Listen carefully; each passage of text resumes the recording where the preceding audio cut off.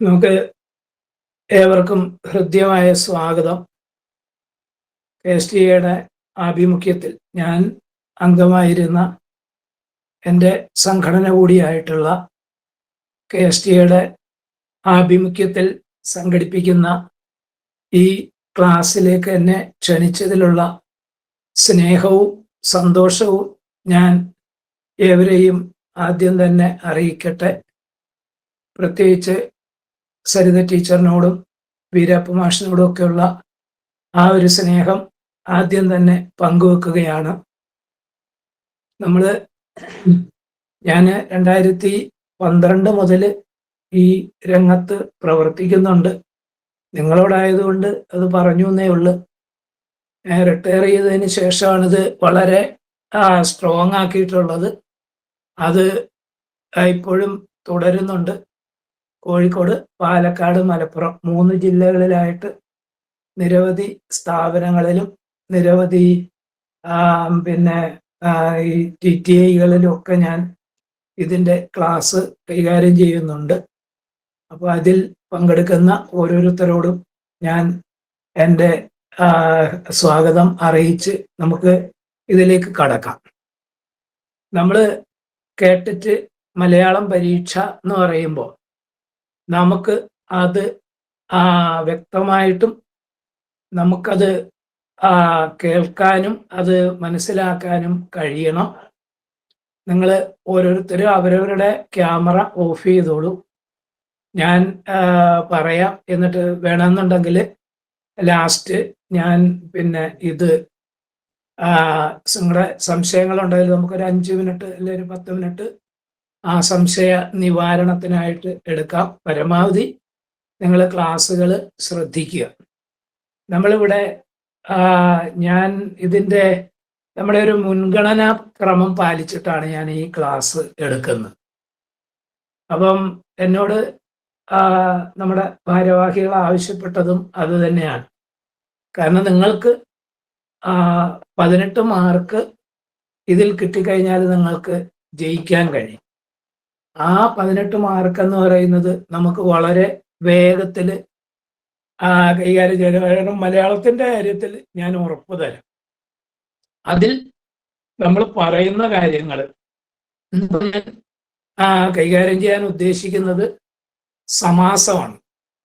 സമാസങ്ങളെ കുറിച്ച് 2021 കാലഘട്ടം വരെയുള്ള ചോദ്യങ്ങളിൽ നമ്മുടെ സ്കൂളിലെ ചോദ്യങ്ങളിൽ വന്നിരുന്ന രീതിയിൽ വിഗ്രഹിക്കാനും ഘടകപദമാക്കാനുമുള്ള ചോദ്യങ്ങൾ മാത്രമായിരുന്നു ഉണ്ടായിരുന്നത്.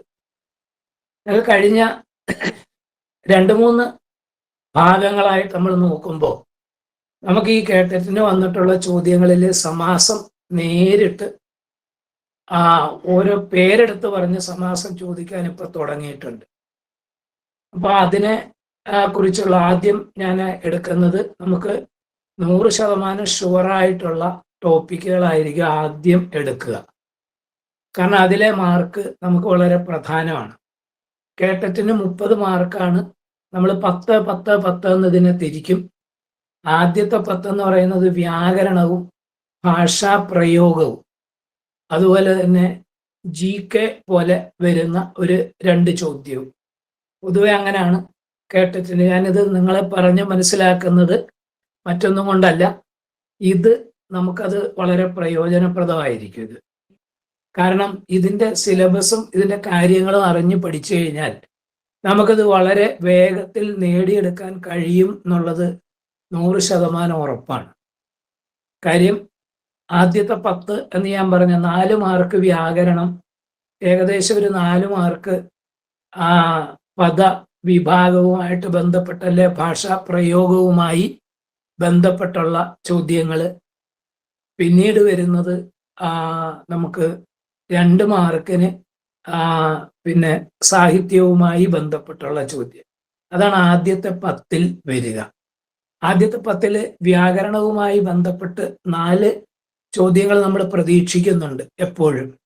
അപ്പോൾ ആ ചോദ്യങ്ങളിൽ തന്നെ നമുക്ക് ശബ്ദം മുതൽ, ചിലപ്പോൾ അക്ഷരമാല മുതൽ എന്ന് പറയും, എങ്കിൽ പോലും ശബ്ദ വിഭാഗം എന്നുള്ളത് ഇംഗ്ലീഷിലെ പാർട്സ് ഓഫ് സ്പീച്ച് പോലെ മലയാളത്തിലെ ശബ്ദ വിഭാഗം, ആ ശബ്ദ വിഭാഗത്തിൽ ശബ്ദത്തെ രണ്ടായിട്ട് തിരിക്കും: വാചകം, ദ്യോതകം. അതിലെ വാചകത്തിന്റെ വിഭാഗങ്ങൾ നാമം, ക്രിയ, ഭേദകം. പിന്നീട് ദ്യോതകം, ദ്യോതകവും അതിന്റെ വിഭാഗങ്ങളും. ഇങ്ങനെ ആണ് അതിന്റെ തുടക്കം. പിന്നീട് ലിംഗം, വചനം, വിഭക്തി, തഥ്യതം 4. പിന്നീട് പ്രകാരം, പിന്നെ പ്രയോഗം, കർത്തരി പ്രയോഗവും കർമ്മണി പ്രയോഗവും, പിന്നെ അനുപ്രയോഗം. ഇതാണ് വ്യാകരണ ഭാഗത്ത് നിന്ന് ചോദിക്കാവുന്ന ചോദ്യങ്ങൾ. ഇതിൽ നിന്ന് 4 മാർക്കിന്റെ ചോദ്യം ഉറപ്പായിട്ട് നമുക്ക് ഉണ്ടാകേണ്ടതാണ്. ചില ഏറ്റക്കുറച്ചിലൊക്കെ വരും, എങ്കിൽ പോലും നമ്മൾ 4 മാർക്ക് നമുക്ക് പ്രതീക്ഷിക്കാം. പിന്നീട് വരുന്ന അതിൽ തന്നെ സന്ധിയും സമാസവും 100% ഷുവറായിട്ടുള്ള ഓരോ ചോദ്യങ്ങൾ. സന്ധിയിൽ നിന്നൊരു ചോദ്യം, സമാസത്തിൽ നിന്ന് ഒരു ചോദ്യം. ചിലപ്പോൾ ഭാഗ്യത്തിന് അതിൽ നിന്ന് തന്നെ 4 മാർക്ക് ചോദിച്ചു എന്ന് വരും. എങ്ങനെയായാലും ശരി തന്നെ അത് പ്രധാന ടോപ്പിക്കുകളാണ് സമാസവും സന്ധിയും. അപ്പൊ ഈ സമാസവും സന്ധിയും ഞാൻ പിന്നെ ആദ്യം എടുക്കുന്നതിൻ്റെ പ്രധാന കാരണം അത് 2 മാർക്ക് ഷുവറാണ്. പിന്നീട് വരുന്നതെന്ന് പറഞ്ഞാൽ ഭാഷാ പ്രയോഗവുമായി ബന്ധപ്പെട്ട് നമുക്കൊരു 7 കാര്യങ്ങൾ പഠിക്കേണ്ടതുണ്ട്. ഒന്ന് പദശുദ്ധി, രണ്ടാമത്തത് വാക്യശുദ്ധി, മൂന്നാമത്തത് ഒറ്റപ്പദം, നാലാമത്തത് പര്യായം, അഞ്ചാമത്തത് വിപരീതം, ആറാമത്തത് പഴഞ്ചൊല്ലുകൾ, ഏഴാമത്തത് ശൈലികൾ. ഇത്രയും കാര്യങ്ങൾ. ഇതിൽ പഴഞ്ചൊല്ലും ശൈലിയും കാറ്റഗറി 1, 2 വിഭാഗങ്ങളിൽ എപ്പോഴും ചോദിക്കുന്നതാണ്. ഓരോ മാർക്ക് ചിലപ്പം നമ്മുടെ ഭാഗ്യത്തിന് ഒരു 3 മാർക്ക് 4 മാർക്ക് അതിനകത്തും കിട്ടും. പഴഞ്ചൊല്ല്, ശൈലികൾ. കാര്യം നിങ്ങൾ കേട്ടിട്ടിന്റെ പഴയ ചോദ്യങ്ങൾ ഓരോന്നായിട്ട് എടുത്ത് നോക്കുക. അതിനകത്തൊക്കെ പഴഞ്ചൊല്ലിൽ നിന്ന് ചോദ്യം ഇല്ലെങ്കിൽ നിങ്ങൾ എന്നെ വിളിച്ച് ചോദിച്ചാൽ മതി. പിന്നെ ശൈലിയിൽ നിന്ന് ചോദ്യം വന്നിരിക്കും. അപ്പൊ പഴഞ്ചൊല്ല്, ശൈലിയൊക്കെ ഇപ്പൊ ഇങ്ങനെയുള്ള ഇമ്പോർട്ടൻ്റ് ആയിട്ടുള്ള ഭാഗങ്ങളായിരിക്കും ഞാൻ ആദ്യം നിങ്ങൾക്ക് എടുത്തു തരിക. കാരണം നമുക്ക് 18 മാർക്ക് ആദ്യം നമ്മൾ ഉറപ്പിച്ചതിന് ശേഷമായിരിക്കും മറ്റ് ഭാഗങ്ങളിലേക്ക് പോവുക. അതിൽ ഈ പറഞ്ഞ നമ്മൾ ഈ പദപ്രയോഗവുമായി ബന്ധപ്പെട്ട് അല്ലെ ഭാഷാ പ്രയോഗവുമായി ബന്ധപ്പെട്ട് നമുക്ക് വരുന്ന ചോദ്യങ്ങൾ എന്ന് പറയുന്നത് ഞാൻ പറഞ്ഞല്ലോ, പദശുദ്ധി മുതൽ ശൈലി വരെയുള്ള ഭാഗങ്ങൾ. പിന്നെ 2 ചോദ്യം ചോദിക്കുന്നത്, ഒന്ന് കവികളുടെ വരികൾ, അതൊന്ന്. രണ്ടാമത്തതെന്ന് പറയുന്നത് കവികളുടെ വരികൾ ചോദിക്കും. തൂലികാനാമം, സാഹിത്യകാരന്മാരുടെ തൂലികാനാമം അല്ലെങ്കിൽ വിശേഷണം. മൂന്നാമത്തത് അവാർഡുകൾ. അവാർഡുകൾ സാധാരണ ചോദിച്ച് കാണുന്നത് എഴുത്തച്ഛൻ അവാർഡ്, വയലാർ അവാർഡ്, അതുപോലെ സാഹിത്യ അക്കാദമി അവാർഡ്, പിന്നെ വേണമെങ്കിൽ ജ്ഞാനപീഠം. ഈ 4 അവാർഡുകളിൽ നിന്നാണ് കൂടുതൽ എൻ്റെ ഒരു അനുഭവത്തിൽ കൂടുതൽ ചോദ്യങ്ങൾ വന്നിട്ടുള്ളത്. അതിൽ നിന്ന് 2 മാർക്കിന്റെ ചോദ്യം എന്തായാലും ഉണ്ടാകും. അപ്പൊ ഇത്രയും കാര്യങ്ങളാണ് നമ്മൾ ആദ്യത്തെ 10ൽ വരിക. രണ്ടാമത്തെ 10ൽ നമ്മുടെ പാഠ്യപദ്ധതിയുടെ സവിശേഷതകളും അതുപോലെ തന്നെ പെഡഗോജിയുമായിട്ട് മലയാളത്തിന്റെ ബോധന ശാസ്ത്രവുമായി ബന്ധപ്പെട്ടുള്ള കാര്യങ്ങൾ. ബോധനശാസ്ത്രത്തിൽ തന്നെ നമുക്ക് ഉദ്ഗ്രഥിത സമീപനമുണ്ട്, അതുപോലെ തന്നെ ബഹുമുഖ ബുദ്ധി സിദ്ധാന്തമുണ്ട്, പിന്നീട് ഭാഷാ പഠന സിദ്ധാന്തങ്ങളുണ്ട്, ജ്ഞാനനിർമ്മിതിയും ചേഷ്ടാവാദവും സാമൂഹ്യ ജ്ഞാനനിർമ്മിതി വാദവും ഒക്കെ ചേർന്ന പിന്നെ ഒരു ഭാഗം. പിന്നീട് അതിനകത്ത് ആസൂത്രണം, പിന്നീട് വരുന്നത് വിലയിരുത്തല്, മൂല്യനിർണയം. ഈ 4 ഭാഗമാണ് പ്രധാനമായിട്ട്. പിന്നീട് അനുക്രമീകരണം, പിന്നെ അധ്യാപന പ്രമാണങ്ങൾ, മാക്സിംസ് ഓഫ് ടീച്ചിങ്, അനുക്രമീകരണ തത്വങ്ങൾ, ഇതൊക്കെയാണ് അതിനകത്ത് നമുക്ക് വരിക. അതുപോലെ നമ്മുടെ ഇപ്പോഴത്തെ പാഠ്യപദ്ധതിയുമായിട്ട് ബന്ധപ്പെട്ടുള്ള അതിൻ്റെ ഇതൊക്കെ നമ്മൾ. പക്ഷെ അത് നമ്മൾ കൂടുതലും നമ്മൾ അതിൽ ഇവിടെ ശ്രദ്ധിച്ചില്ലെങ്കിൽ പോലും നിങ്ങൾ സൈക്കോളജിയിൽ ശ്രദ്ധിച്ചാൽ ഇതുമായിട്ട് ബന്ധപ്പെട്ടുള്ള കാര്യങ്ങളൊക്കെ അവിടെയും കിട്ടും. ഇവിടെ ശ്രദ്ധിച്ചാൽ ഇവിടെയും കിട്ടും, നമ്മുടെ മലയാളത്തിൽ കിട്ടുന്നത് കൊണ്ട് അവിടെയും കിട്ടും. രണ്ടിടത്തും ഇതേ കാര്യങ്ങൾ തന്നെ ചോദ്യത്തിൽ വരാൻ സാധ്യതയുണ്ട്. അപ്പൊ അത്രയും കാര്യങ്ങളാണ് നമ്മൾ ഈ രണ്ടാമത്തെ 10 ബന്ധപ്പെട്ട്. അപ്പൊ 10 10 20 ലാസ്റ്റ് 10 എന്ന് പറയുന്നത് കോംപ്രിഹെൻഷൻ ആണ്. നമ്മളൊക്കെ അധ്യാപകരാണ്, നമുക്ക് അറിയാം. കോംപ്രിഹെൻഷൻ എന്ന് പറഞ്ഞാൽ എന്താണ്? അവധാരണം. മലയാളത്തിൽ പറഞ്ഞ അവധാരണം എന്ന് പറഞ്ഞാൽ എന്താ? ഒരു ഗദ്യഭാഗം തരും, ആ ഗദ്യഭാഗത്തിൽ നിന്ന് 5 ചോദ്യങ്ങൾ നമ്മൾക്ക് ചോദിക്കും. ആ 5ഉം നമുക്ക് എഴുതാൻ സാധിക്കുന്നതാണ്. ഒരിക്കലും തെറ്റ് വരില്ല. നമുക്കത് ഒരു ഉറപ്പുണ്ട്. അധ്യാപകരാണ്ട് എനിക്ക് അത് ഉറപ്പിച്ച് പറയാൻ കഴിയും. നമുക്ക് ഒരു ഖണ്ഡിക വായിച്ച് അതിൽ നിന്ന് 5 ചോദ്യത്തിന് ഉത്തരം എഴുതുക എന്ന് പറയുന്നത് നമ്മളെ സംബന്ധിച്ച് അത്ര വലിയ ബുദ്ധിമുട്ടുള്ള കാര്യമൊന്നുമല്ല. അത് നമുക്ക് കൃത്യമായിട്ട് ചെയ്യാൻ കഴിയും. അതിൻ്റെ കൂടെ തന്നെ ഒരു ഗദ്യഭാഗവും തരും, ഇതേ കണക്ക് ഒരു പദ്യഭാഗവും തരും. അതിന് 10 മാർക്കാണുള്ളത്. ഈ 10 മാർക്ക് നേടിയാൽ തന്നെ നമ്മുടെ കേട്ടറ്റ് വിജയം പകുതിയായി. അതാണ് നമ്മൾ ചിന്തിക്കേണ്ടത്. നമ്മൾ കേട്ടറ്റിന് നമ്മൾ പരിശീലിക്കുമ്പോൾ, നമ്മൾ പഠിക്കുമ്പോൾ നമ്മൾ ചെയ്യേണ്ട പ്രധാനപ്പെട്ട കാര്യം എന്ന് പറയുന്നത് ഈ ഇത്രയും കാര്യങ്ങൾ. അതായത് ഈ ഗദ്യത്തിലുള്ള ഇതും പദ്യത്തിലുള്ള ഇതും നമ്മൾ എന്ത് ചെയ്യുക? കൃത്യമായിട്ട് പഠിച്ചു വെക്കുക. ഒരു സംശയവും വേണ്ട. 10 മാർക്ക് ഷുവറാണത്. അതിൽ നമ്മൾ ശ്രദ്ധിക്കേണ്ട ചില കാര്യങ്ങൾ എന്ന് പറയുന്നത്, അത് ഞാനിപ്പോ ഞാൻ സാറുമായിട്ട് സംസാരിച്ചിട്ട്, വീരാപ്പ സാറുമായിട്ട് സംസാരിച്ചിട്ട് നമുക്ക് വേണമെങ്കിൽ പിന്നെ സബ് ജില്ലാ ബേസിലോ എങ്ങാനും ഒരു ദിവസത്തേക്ക് ഒരു ജനറലായിട്ടുള്ള ഒരു ഇത് സംഘടിപ്പിക്കുക. ഒരു സബ് ജില്ലയിൽ ഒരു ക്ലാസ് എന്നുള്ള രീതിയിലായാലും നമുക്ക് വേണമെങ്കിൽ ഞാനത് എടുത്തു തരാം. ഫെബ്രുവരി ഒരു പകുതിയോടുകൂടി ഞാനൊന്ന് ഫ്രീ ആവും.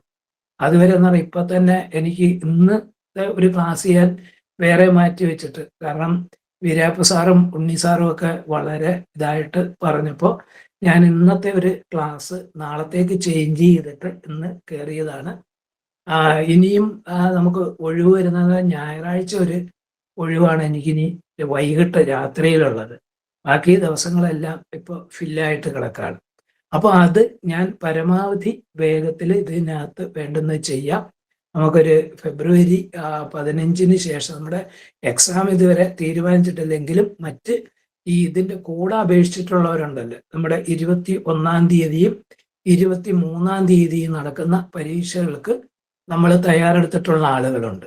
അപ്പൊ അവർക്ക് വേണ്ടി നമുക്ക് അതിനു മുമ്പായിട്ട് സാറുമായിട്ട് സംസാരിച്ചിട്ട് നമുക്ക് ഒരു ഇത് വേണമെങ്കിൽ നമുക്ക് ഓരോ സ്ഥലങ്ങളിലും, കാരണം മലയാളത്തെ സംബന്ധിച്ച് പലപ്പോഴും പലരും പല ബുദ്ധിമുട്ടുകളും പറഞ്ഞിട്ടുള്ളത് കൊണ്ടാണ് ചോദ്യപേപ്പർ നിങ്ങളുടെ ഫോണിലേക്ക് അയച്ചു തന്നിട്ട് അതിൽ വെച്ചുകൊണ്ട് നമുക്ക് ഒരു 4-5 ചോദ്യങ്ങൾ ഒരു ദിവസം വർക്ക് ചെയ്യുന്ന ഒരു വർക്ക്ഷോപ്പ് നമുക്ക് വേണമെങ്കിൽ സംഘടിപ്പിക്കാം. അത് സാറുമായിട്ട് ആലോചിച്ചിട്ട് ടീച്ചറുമായിട്ട് ആലോചിച്ചിട്ട് വേണ്ടത് ഞാൻ ചെയ്യാം.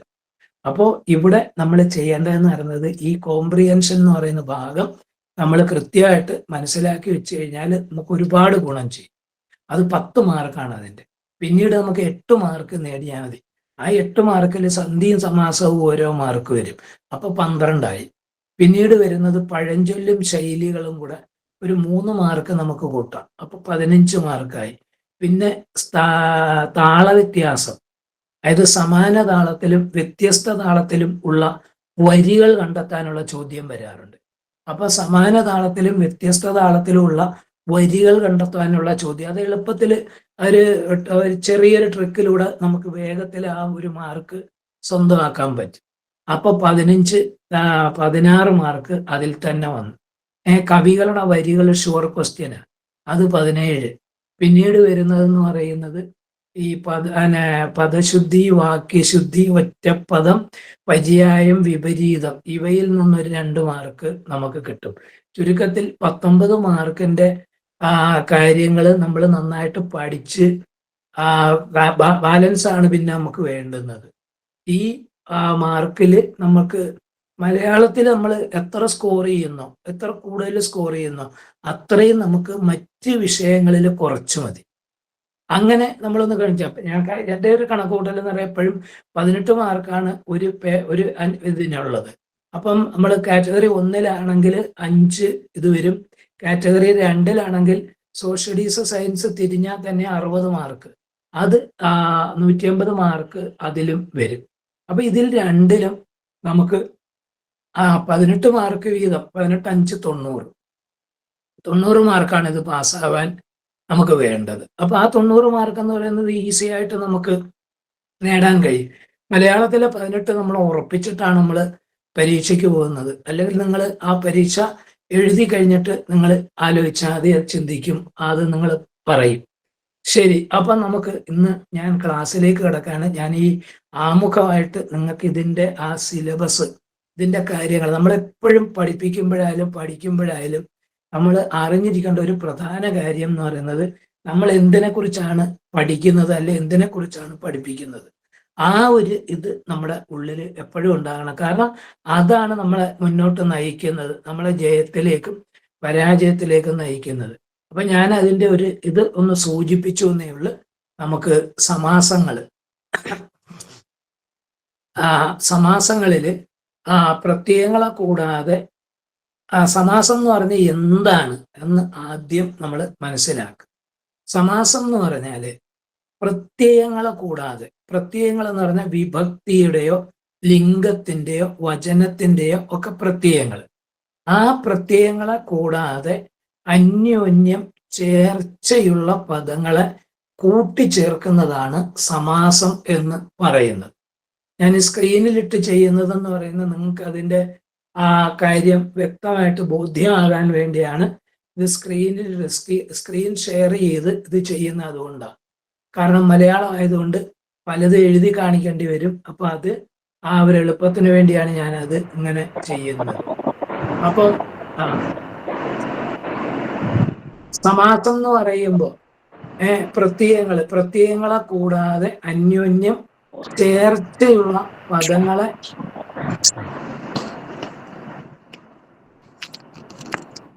മൈക്ക് ഒന്ന് ഓഫാക്കുമോ?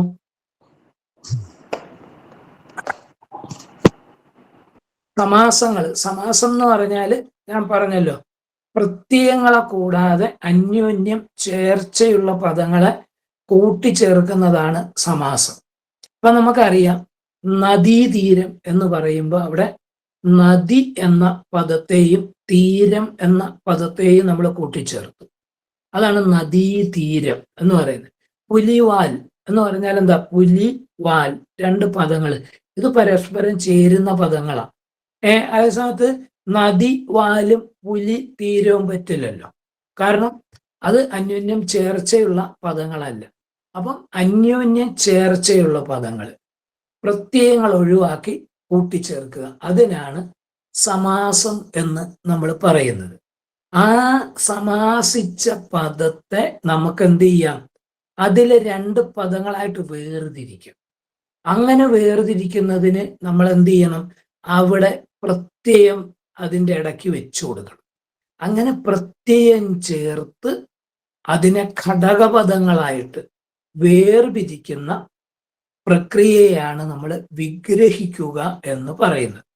2021 മുതൽ വരെയുള്ള പരീക്ഷകളൊക്കെ ഞാൻ കണ്ടെടുത്തോളം അതുവരെ ചോദിച്ചിരുന്നതെന്ന് പറയുന്നത് ഇത് കണക്കുള്ള ഒരു സമാസിച്ച പദം തന്നിട്ട് അതിനെ ഘടകപദങ്ങളായിട്ട് വേർതിരിക്കുക എന്നുള്ള ഒരു കാര്യമാണ് നമുക്ക് അന്നൊക്കെ ഉണ്ടായിരുന്നത് അതുവരെ. എന്നാൽ അതിന് ശേഷം വന്ന ചോദ്യങ്ങളിൽ സമാസം പേര് ചോദിച്ച് ചോദ്യമായിട്ട് വരുന്നുണ്ട്. അപ്പൊ അതുകൊണ്ടാണ് ഞാൻ ഈ സമാസം ഡീറ്റെയിൽ ആയിട്ട് നിങ്ങൾക്ക് പറഞ്ഞു തരുന്നത്. അത് ഞാൻ ആദ്യം തന്നെ സൂചിപ്പിക്കുന്നത് അതുകൊണ്ടാണ്. സമാസിച്ച പദത്തെ നമ്മൾ ഘടകപദങ്ങളായിട്ട് വേർതിരിക്കുക.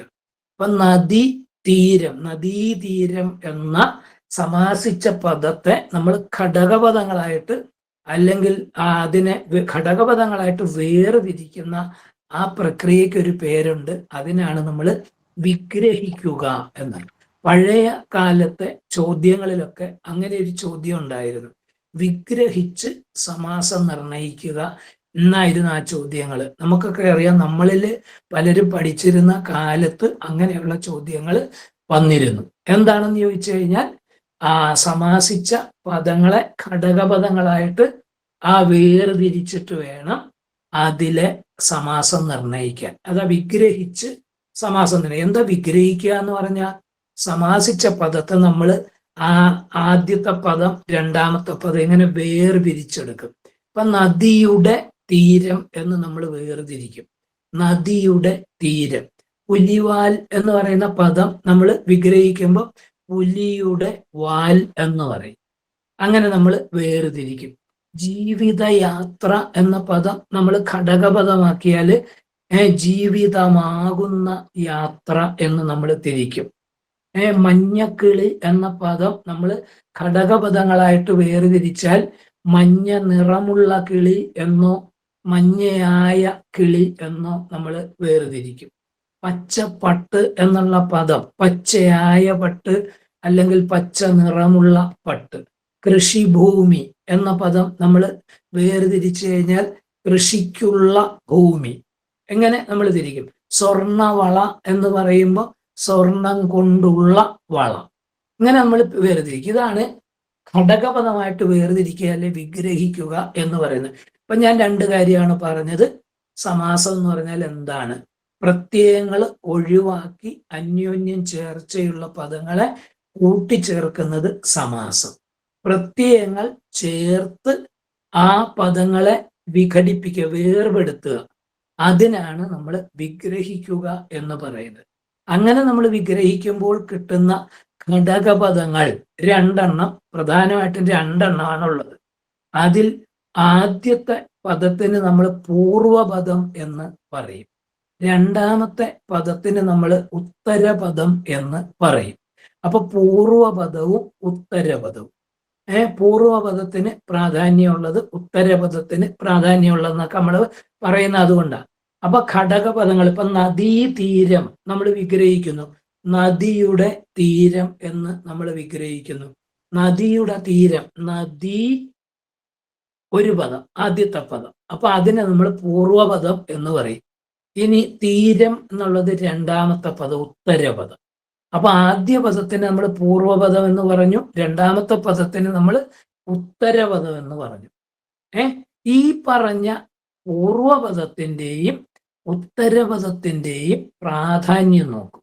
ഇപ്പൊ നദീതീരം എന്നുള്ള വാക്ക് നിങ്ങളൊന്ന് നോക്ക്. നദിയുടെ തീരം എന്ന്. അവിടെ നദിക്കല്ല അവിടെ പ്രാധാന്യം വരുന്നത്, ആ തീരത്തിന്. തീരത്തിരുന്നല്ല നമുക്ക് ഓരോന്ന് ചെയ്യാൻ പറ്റും. അപ്പം നദിയുടെ തീരം എന്നതിൽ തീരത്തിന് പ്രാധാന്യം വരും. അതാണ് തീരം. അതുപോലെ ഭക്തിപൂർവം എന്ന് പറയുമ്പം ഭക്തിക്കാണ് അവിടെ പ്രാധാന്യം പറയുക.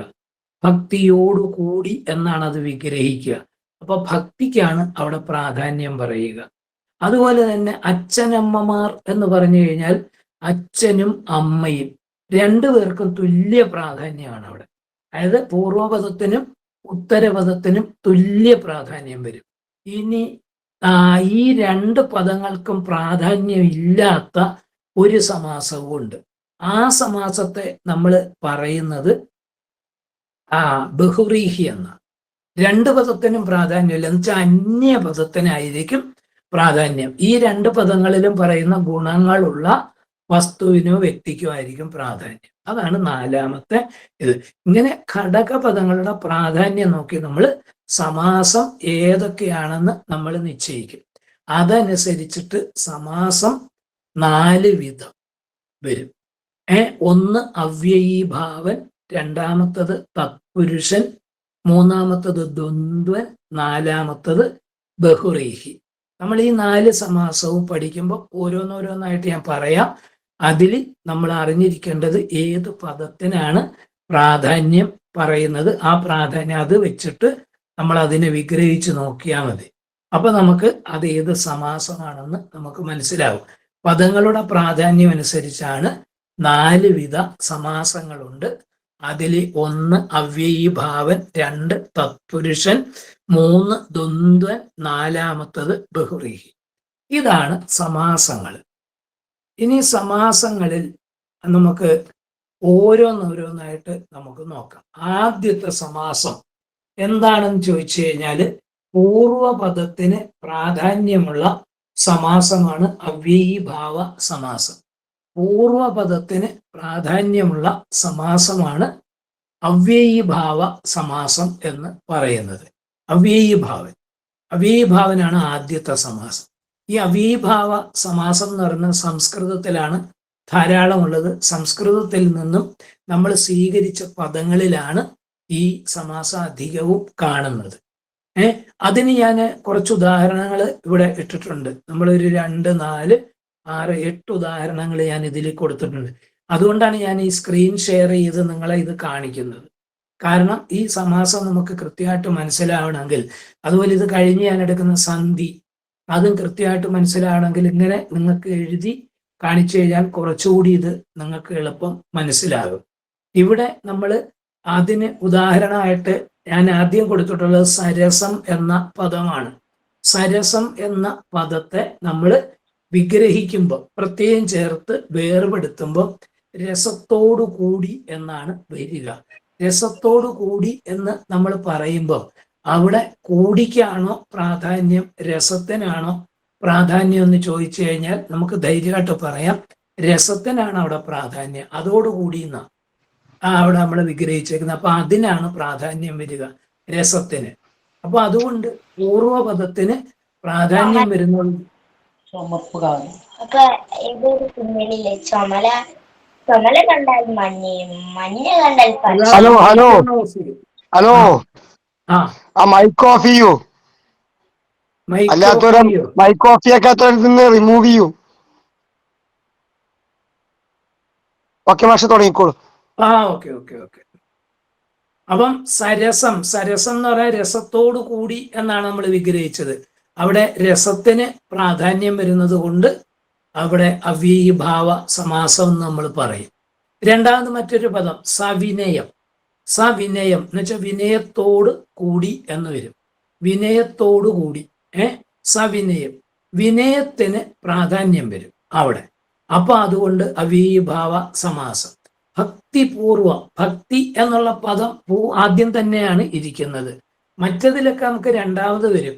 പക്ഷെ എപ്പം നമ്മൾ സമാസം നിർണയിച്ചാലും അത് ഏത് സമാസം ആയിക്കോട്ടെ നമ്മൾ നിർണയിച്ചു കഴിഞ്ഞാൽ വിഗ്രഹിച്ചതിന് ശേഷമേ സമാസം പറയാവൂ. അല്ലാതെ ആദ്യം കയറി നമ്മൾ ഊഹിച്ചൊരടി വേണ്ട. അതായത് വിഗ്രഹിച്ചതിന് ശേഷം അതിലേത് പദത്തിനാണ് പ്രാധാന്യം എന്ന് നോക്കിയിട്ട് വേണം ഈ 4 സമാസങ്ങളിൽ ഏതാണെന്ന് നമ്മൾ നിശ്ചയിക്കേണ്ടത്. അപ്പൊ സവിനയം എന്ന് പറയുമ്പോൾ വിനയത്തോടു കൂടി. ഭക്തിപൂർവം എന്ന് പറഞ്ഞാൽ ഭക്തിയോടുകൂടി, അവിടെ ഭക്തിക്കാണ് പ്രാധാന്യം. സ്നേഹപൂർവം, ആദരപൂർവം, അഭിമാനപൂർവം, സന്തോഷപൂർവം, പിന്നെ സസ്നേഹം, സസന്തോഷം, സാഭിമാനം, സോല്ലാസം എന്ന് വെച്ചാൽ അധിക ഉല്ലാസമാണ്. ഉല്ലാസത്തോടുകൂടി, സന്തോഷത്തോടുകൂടി ഇങ്ങനെ നമ്മൾ വിഗ്രഹിക്കും. ഭക്തിയോടുകൂടി, സ്നേഹത്തോടുകൂടി ഇങ്ങനെയൊക്കെ വിഗ്രഹിക്കുമ്പോൾ അവിടെ ആദ്യ പദത്തിനായിരിക്കും പ്രാധാന്യം വരുന്നത്. വിഗ്രഹിച്ചതിന് ശേഷം പറയാം. അപ്പോ സ്നേഹത്തിന് പ്രാധാന്യം. ഇനി യഥാവിധി എന്ന് പറഞ്ഞാൽ വിധിക്കനുസരിച്ച്, വിധിയോടുകൂടി അല്ലെ വിധിക്കനുസരിച്ച്, വിധിക്ക് പ്രാധാന്യം. യഥാക്രമം, അവിടെ ക്രമം അനുസരിച്ച് എന്ന് വരും, ക്രമത്തിന് പ്രാധാന്യം പറയും. പിന്നെ പ്രതിദിനം, ദിനം തോറും, ദിനത്തിന് പ്രാധാന്യം. അനുദിനം, ദിനം തോറും, ദിനത്തിന് പ്രാധാന്യം. ഇങ്ങനെ നമുക്ക് പൂർവപദത്തിന് പ്രാധാന്യമുള്ള സമാസത്തെയാണ് നമ്മൾ അവ്യയീഭാവ സമാസം എന്ന് പറയുന്നത്. ആദ്യ പദത്തിന് അനുദിനം, പ്രതിദിനം, അനുനിമിഷം, പ്രതിനിമിഷം എന്നൊക്കെ നമ്മൾ പറയുമ്പോൾ അവിടെയൊക്കെ അത് തോറും, ദിനം തോറും എന്നുള്ള അതാ. നിമിഷം തോറും, ക്ഷണം തോറും, അനുക്ഷണം എന്ന് പറഞ്ഞാൽ ക്ഷണം തോറും ഇങ്ങനെ ആ ക്ഷണത്തിനും ഒക്കെ പ്രാധാന്യം വരും. ദിനത്തിന്, ക്ഷണത്തിന്, അതുപോലെ തന്നെ നിമിഷത്തിന് ഒക്കെ പ്രാധാന്യം വരും. അപ്പൊ ആദ്യ പദത്തിന് പ്രാധാന്യം വരുന്ന സമാസമാണ് അവ്യയീഭാവ സമാസം. ഉറപ്പായില്ലേ? കൃത്യമല്ലേ? ഇനി നമുക്ക് ഈ അവ്യയീഭാവ സമാസം കണ്ടുപിടിക്കാൻ ഒരു എളുപ്പ വഴിയുണ്ട്. അതിൻ്റെ തുടക്കത്തില് അല്ലെങ്കിൽ രണ്ടാമത് ഇരിക്കും. എങ്ങനെയായാലും അതിനകത്ത് എന്ത് കാണും? സ, പൂർവം, യഥാ, പ്രതി, അനു തുടങ്ങിയ പദങ്ങൾ അതിനകത്ത് കാണും. അതുണ്ടെങ്കിൽ അത് ഏത് സമാസമായിരിക്കും? അവ്യയീഭാവ സമാസമാണെന്ന് നമുക്ക് ഉറപ്പിച്ചു പറയും. സ, പൂർവം, യഥാ, പ്രതി, അനു. ഞാനിത് എടുത്തു പറയുന്നതിനൊരു കാര്യമുണ്ട്. ഇനി അവ്യയീഭാവ സമാസം നിങ്ങൾക്ക് ചോദ്യത്തിൽ വരികയാണ്. അപ്പൊ അതെങ്ങനെ കണ്ടുപിടിക്കും? ഇതിലെ സമാസം ഏത് എന്ന് ചോദിച്ചാൽ ഒരു അനുദിനം എന്നൊരു പദം തന്നിട്ട് അതിലെ സമാസം ഏത് എന്ന് ചോദിച്ചു കഴിഞ്ഞാൽ നമുക്കത് എളുപ്പം കണ്ടുപിടിക്കാം. അതിനകത്തൊരു അനു എളുപ്പമുണ്ട്. ആ അനു വെച്ചിട്ട് നമുക്ക് അത് അവ്യയീഭാവ സമാസമാണെന്ന് ധൈര്യമായിട്ട് പറയാം. സസന്തോഷം എന്ന് തന്നു. അത് ഏത് സമാസമാണെന്ന് ചോദിച്ചാൽ സ ഇരിക്കുന്നത് കൊണ്ട് അത് അവ്യയീഭാവ സമാസമാണെന്ന് ധൈര്യമായിട്ട് പറയാം. സ്നേഹപൂർവം, ഭക്തിപൂർവം, സന്തോഷപൂർവം, ആദരപൂർവം, അഭിമാനപൂർവം എന്നൊക്കെ നമ്മൾ പറയുമ്പോൾ അവിടെ എന്താണ് വരിക? അവിടെ വരുന്നതെന്ന് പറയുന്നത് പൂർവം. ഇങ്ങനെ നമ്മൾ നോക്കിയാൽ യഥാ, പ്രതി, അനു ഇതിലേതെങ്കിലും ഉണ്ടെങ്കിൽ അത് അവ്യയീഭാവ സമാസമാണെന്ന് നമുക്ക് ഉറപ്പിച്ച് പറയാൻ കഴിയും. അപ്പൊ ഇതാണ് ആദ്യത്തെ. അപ്പൊ നമ്മള് രണ്ടാമത്തെ സമാസത്തിലേക്കാണ് നമ്മൾ കടന്നത്. തത്പുരുഷ സമാസമാണ് രണ്ടാമത്തെ സമാസം എന്ന് പറയുന്നത്. തൽപുരുഷൻ. തൽപുരുഷൻ എന്ന് പറയുമ്പോൾ ഉത്തരപദത്തിന് പ്രാധാന്യമുള്ള സമാസമാണ് തൽപുരുഷൻ എന്ന് പറയുന്നത്. ഉത്തരപദം എന്ന് പറഞ്ഞാൽ രണ്ടാമത്തെ പദത്തിന്.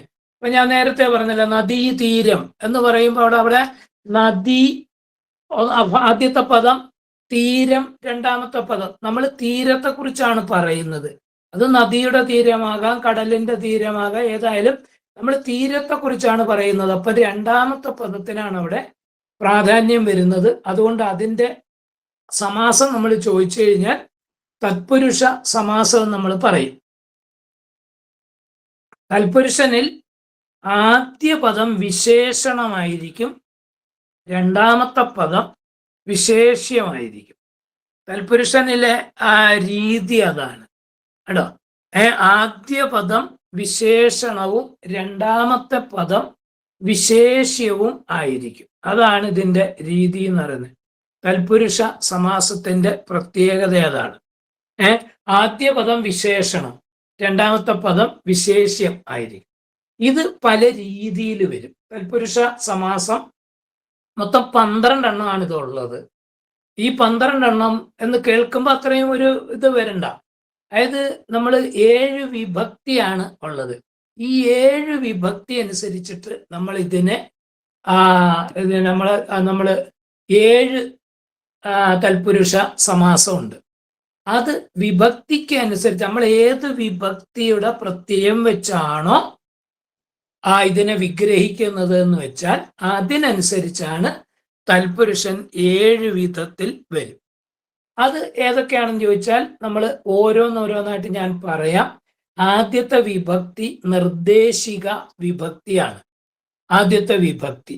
വിഭക്തി എന്ന് പറഞ്ഞാൽ ഒരു നാമത്തിന് മറ്റു പദങ്ങളോടുള്ള ബന്ധം കാണിക്കുന്നതാണ് വിഭക്തി എന്ന് പറയുന്നത്. വിഭക്തികൾക്ക് ഓരോ വിഭക്തിക്കും പ്രത്യയങ്ങളുണ്ട്. നിർദ്ദേശിക, പ്രതിഗ്രാഹിക, സംയോജിക, ഉദ്ദേശിക, പ്രയോജിക, സംബന്ധിക, ആധാരിക എന്ന് 7 വിഭക്തികൾ. നമ്മളിത് പഠിച്ചു വെക്കാൻ വേണ്ടി എളുപ്പത്തിന് നിപ്രസം, ഉപ്രസം, എന്ന് പറയും.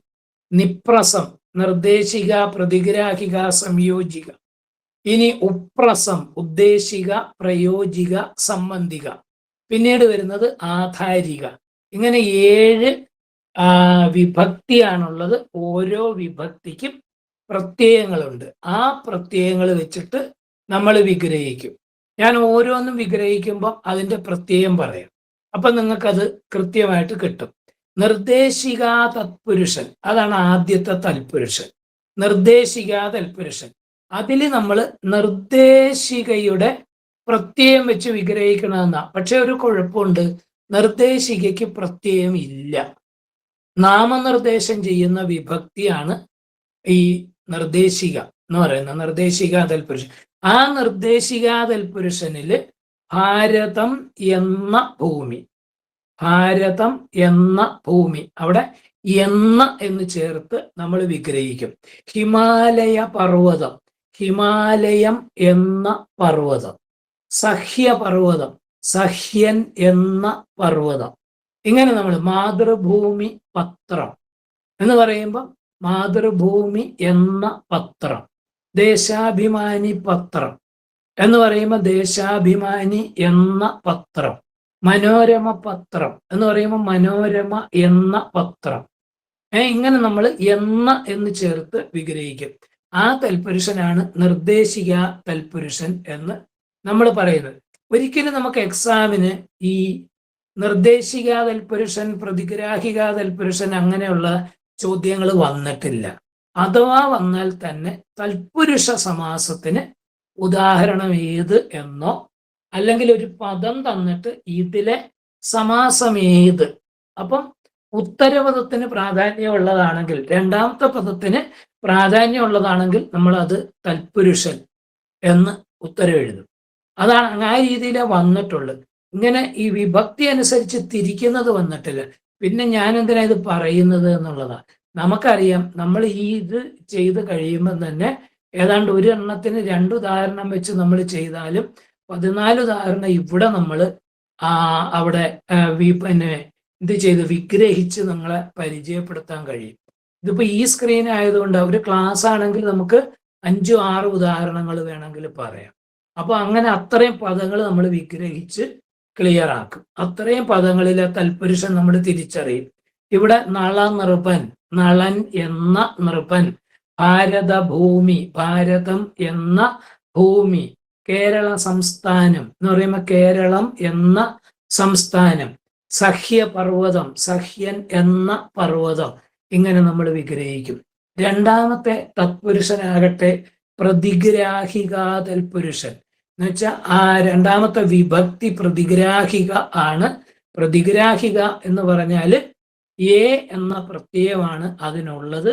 അപ്പൊ നമ്മൾ കൊണ്ട് വിഗ്രഹിക്കും അതിനെ, പ്രതിഗ്രാഹിക തൽപുരുഷൻ. അപ്പൊ നമ്മൾ എവിടെങ്കിലും എന്നുള്ള പ്രത്യയം ചേർത്ത്, വിഭക്തി പ്രത്യയം ചേർത്ത് വിഗ്രഹിച്ചു കഴിഞ്ഞാൽ മരം കൊത്തി എന്നുള്ളത് മരത്തെ കൊത്തുന്നത് എന്ന് വരും. ആളെ കൊല്ലി എന്ന് നമ്മൾ പറയുമ്പോൾ ആളിനെ കൊല്ലുന്നത് എന്ന് വരും. ഹൃദയസ്പർശി എന്ന് പറയുമ്പം ഹൃദയത്തെ സ്പർശിക്കുന്നത് എന്ന് പറയും.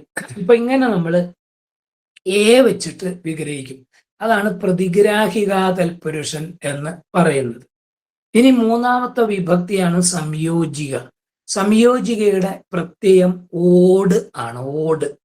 അപ്പൊ നമ്മൾ ഓട് എന്ന് വെച്ചിട്ട് വിഗ്രഹിക്കും. ദേശാഭിമാനം എന്ന് പറയുമ്പം ദേശത്തോടുള്ള അഭിമാനം എന്ന് പറയും. ഗുരുഭക്തി, ഗുരുവിനോടുള്ള ഭക്തി. പിതൃഭക്തി, പിതാവിനോടുള്ള ഭക്തി. മാതൃസ്നേഹം, മാതാവിനോടുള്ള സ്നേഹം. ഇങ്ങനെ നമ്മൾ ഓട് എന്ന് ചേർത്ത് വിഗ്രഹിക്കും. അതാണ് സംയോജിക തൽപുരുഷൻ എന്ന് പറയുന്നത്. ഇനി അടുത്തത് ഉദ്ദേശിക തൽപുരുഷൻ എന്ന് പറയും. ഉദ്ദേശിക തൽപുരുഷൻ എന്ന് പറഞ്ഞാൽ നാലാമത്തെ വിഭക്തി ഉദ്ദേശികയാണ്. ഉദ്ദേശിക വിഭക്തിയുടെ പ്രത്യയം എന്ന് പറയുന്നത് ന് എന്നാണ്. ന്, ഇത് 2 പ്രത്യയമുണ്ട്. ആ 2 പ്രത്യയം വെച്ചും നമ്മൾ സൗകര്യം പോലെ വിഗ്രഹിക്കും. ഇപ്പൊ കൃഷിഭൂമി എന്ന് പറഞ്ഞാൽ കൃഷിക്കുള്ള ഭൂമി, കൃഷിക്ക് ഉണ്ടോ. ഈ ഉദ്ദേശികയുടെ പ്രത്യയമായി വെച്ചിട്ട് വിഗ്രഹിച്ചതാ, കൃഷിക്കുള്ള ഭൂമി. ഇനി നമ്മൾ പറയും പൂജാപാത്രം, പൂജയ്ക്കുള്ള പാത്രം. എങ്ങനെ പറയും? കൃഷിക്കുള്ള ഭൂമി, പൂജാപാത്രം, പൂജയ്ക്കുള്ള പാത്രം. യാഗശാല, യാഗത്തിനുള്ള ശാല.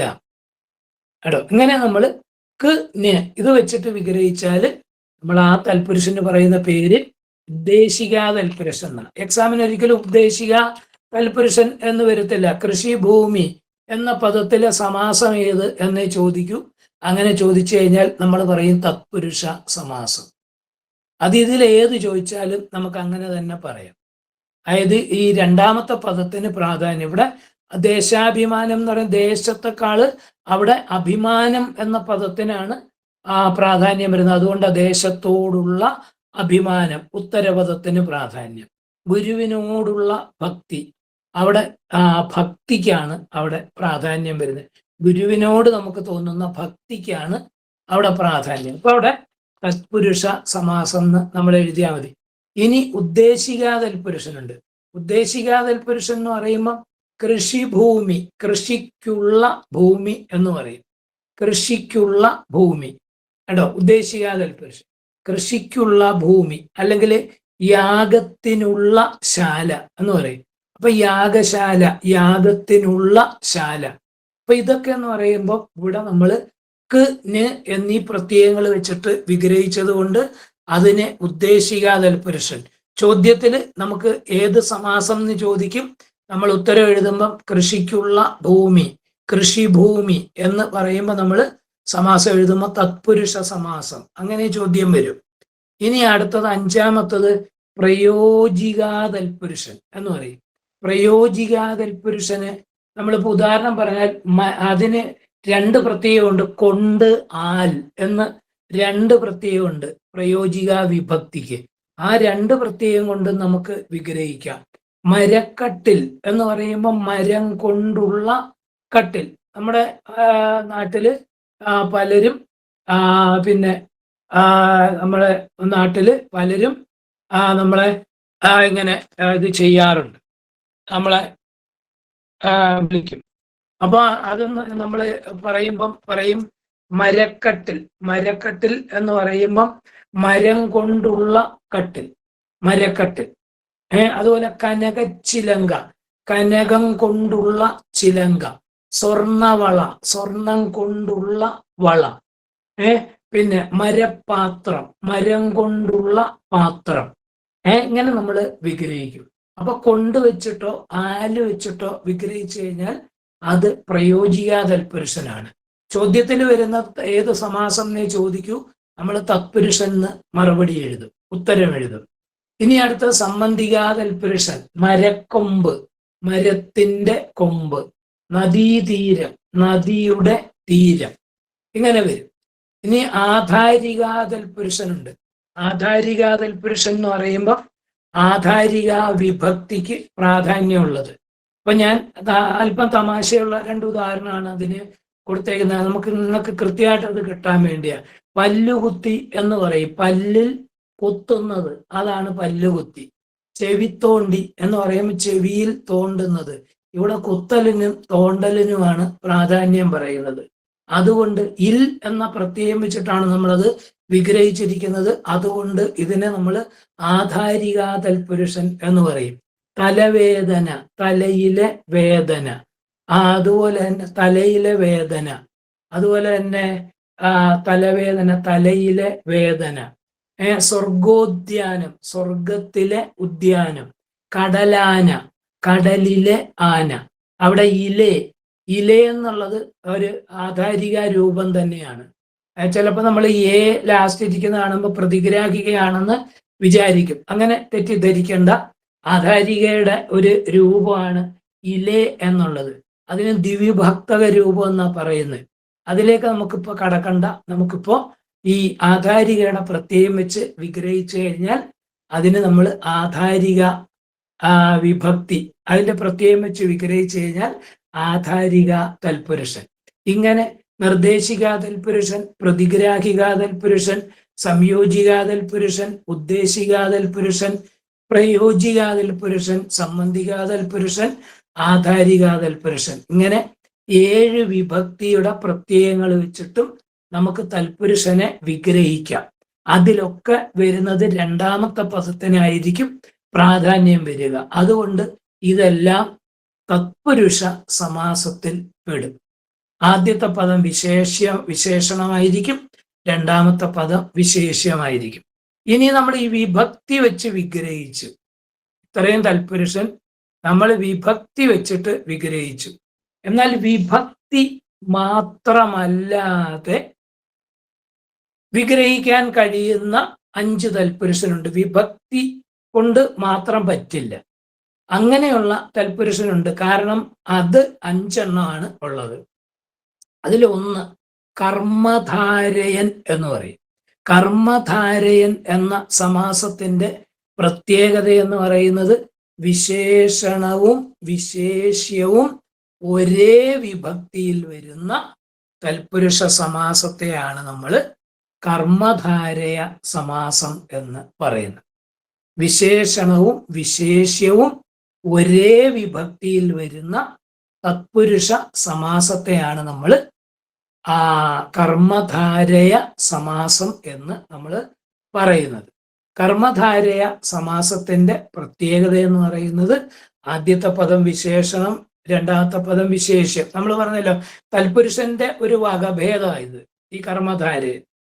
പക്ഷെ ഒരു കാര്യമുണ്ട്, വിഭക്തി വെച്ചിട്ട് നമുക്ക് വിഗ്രഹിക്കാൻ പറ്റില്ല. അപ്പൊ അതുകൊണ്ട് നമ്മൾ അതിനെ വിഗ്രഹിക്കുമ്പം ആയ എന്ന് ചേർത്ത് വിഗ്രഹിക്കും. അപ്പൊ നമ്മൾ പറയാണ് മധുരമൊഴി എന്ന് പറയുമ്പം മധുരമായ മൊഴി എന്ന് പറയും.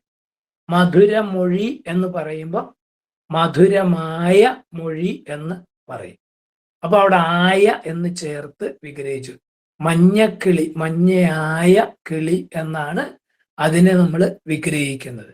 പിന്നീട് മനോഹര തീരം, മനോഹരമായ തീരം, ഇങ്ങനെ നമ്മൾ പറയും. സുന്ദര പുരുഷൻ, സുന്ദരനായ പുരുഷൻ. തടിയൻ ചെറുക്കൻ എന്ന് പറയുമ്പോൾ തടിയനായ ചെറുക്കൻ എന്ന് പറയും.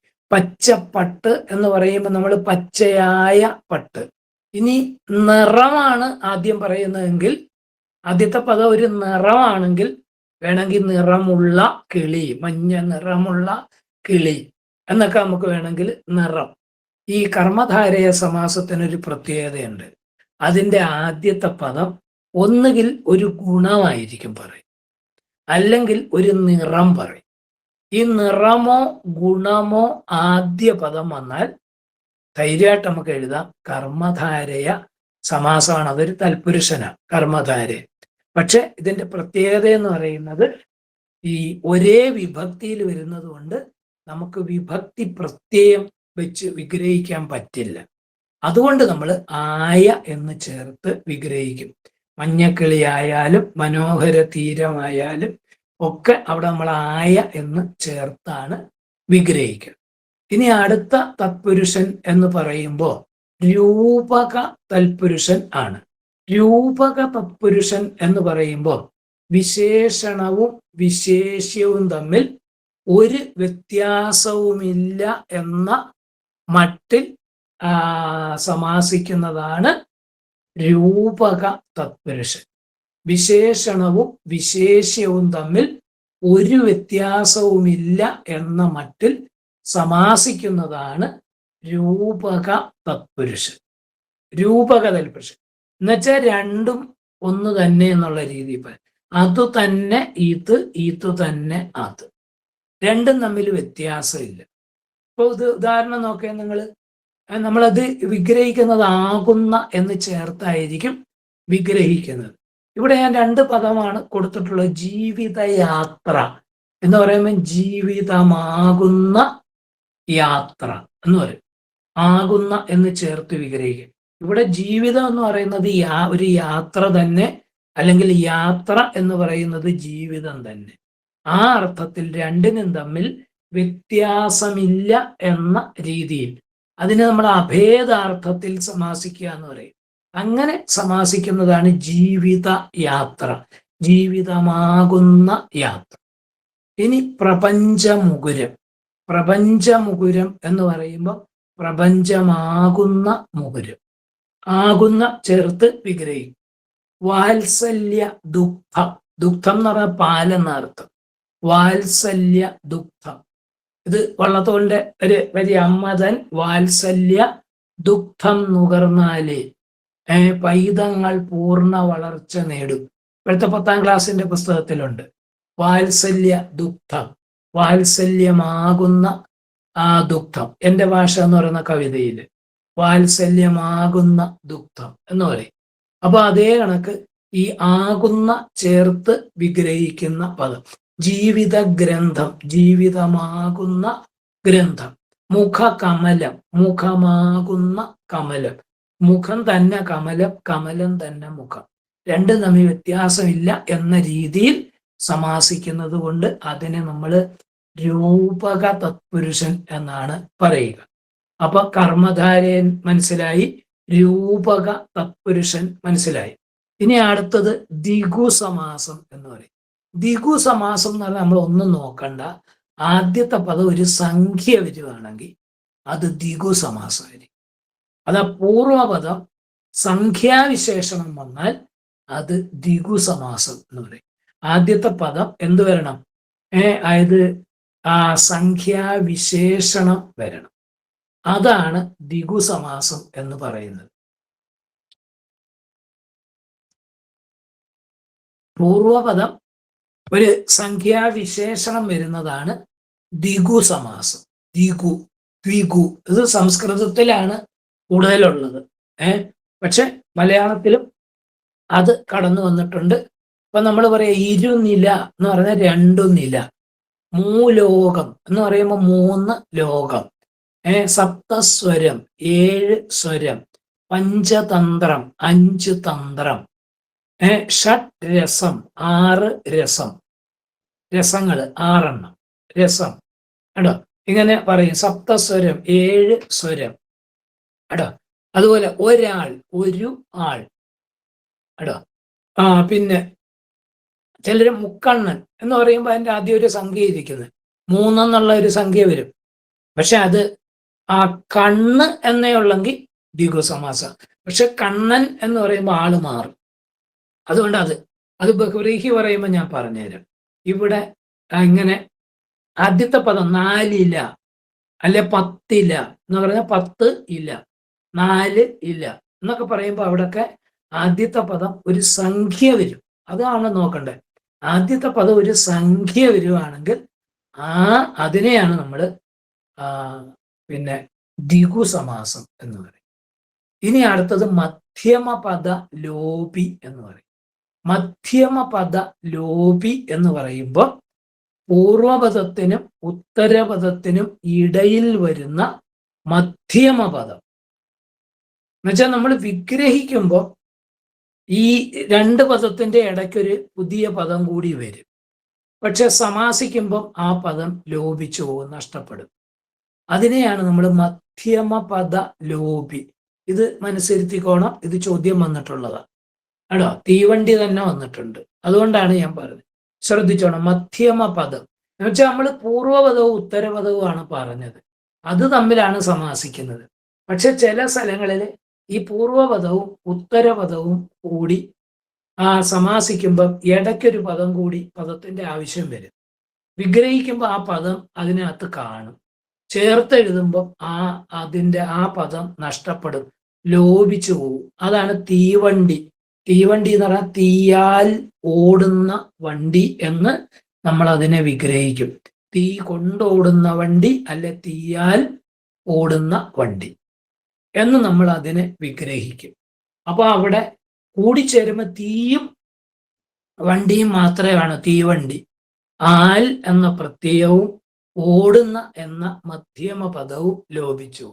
തീപ്പെട്ടി എന്ന് പറയുമ്പോൾ എന്താ? തീ ഉണ്ടാക്കുന്നതിനുള്ള പെട്ടിയാണ് തീപ്പെട്ടി.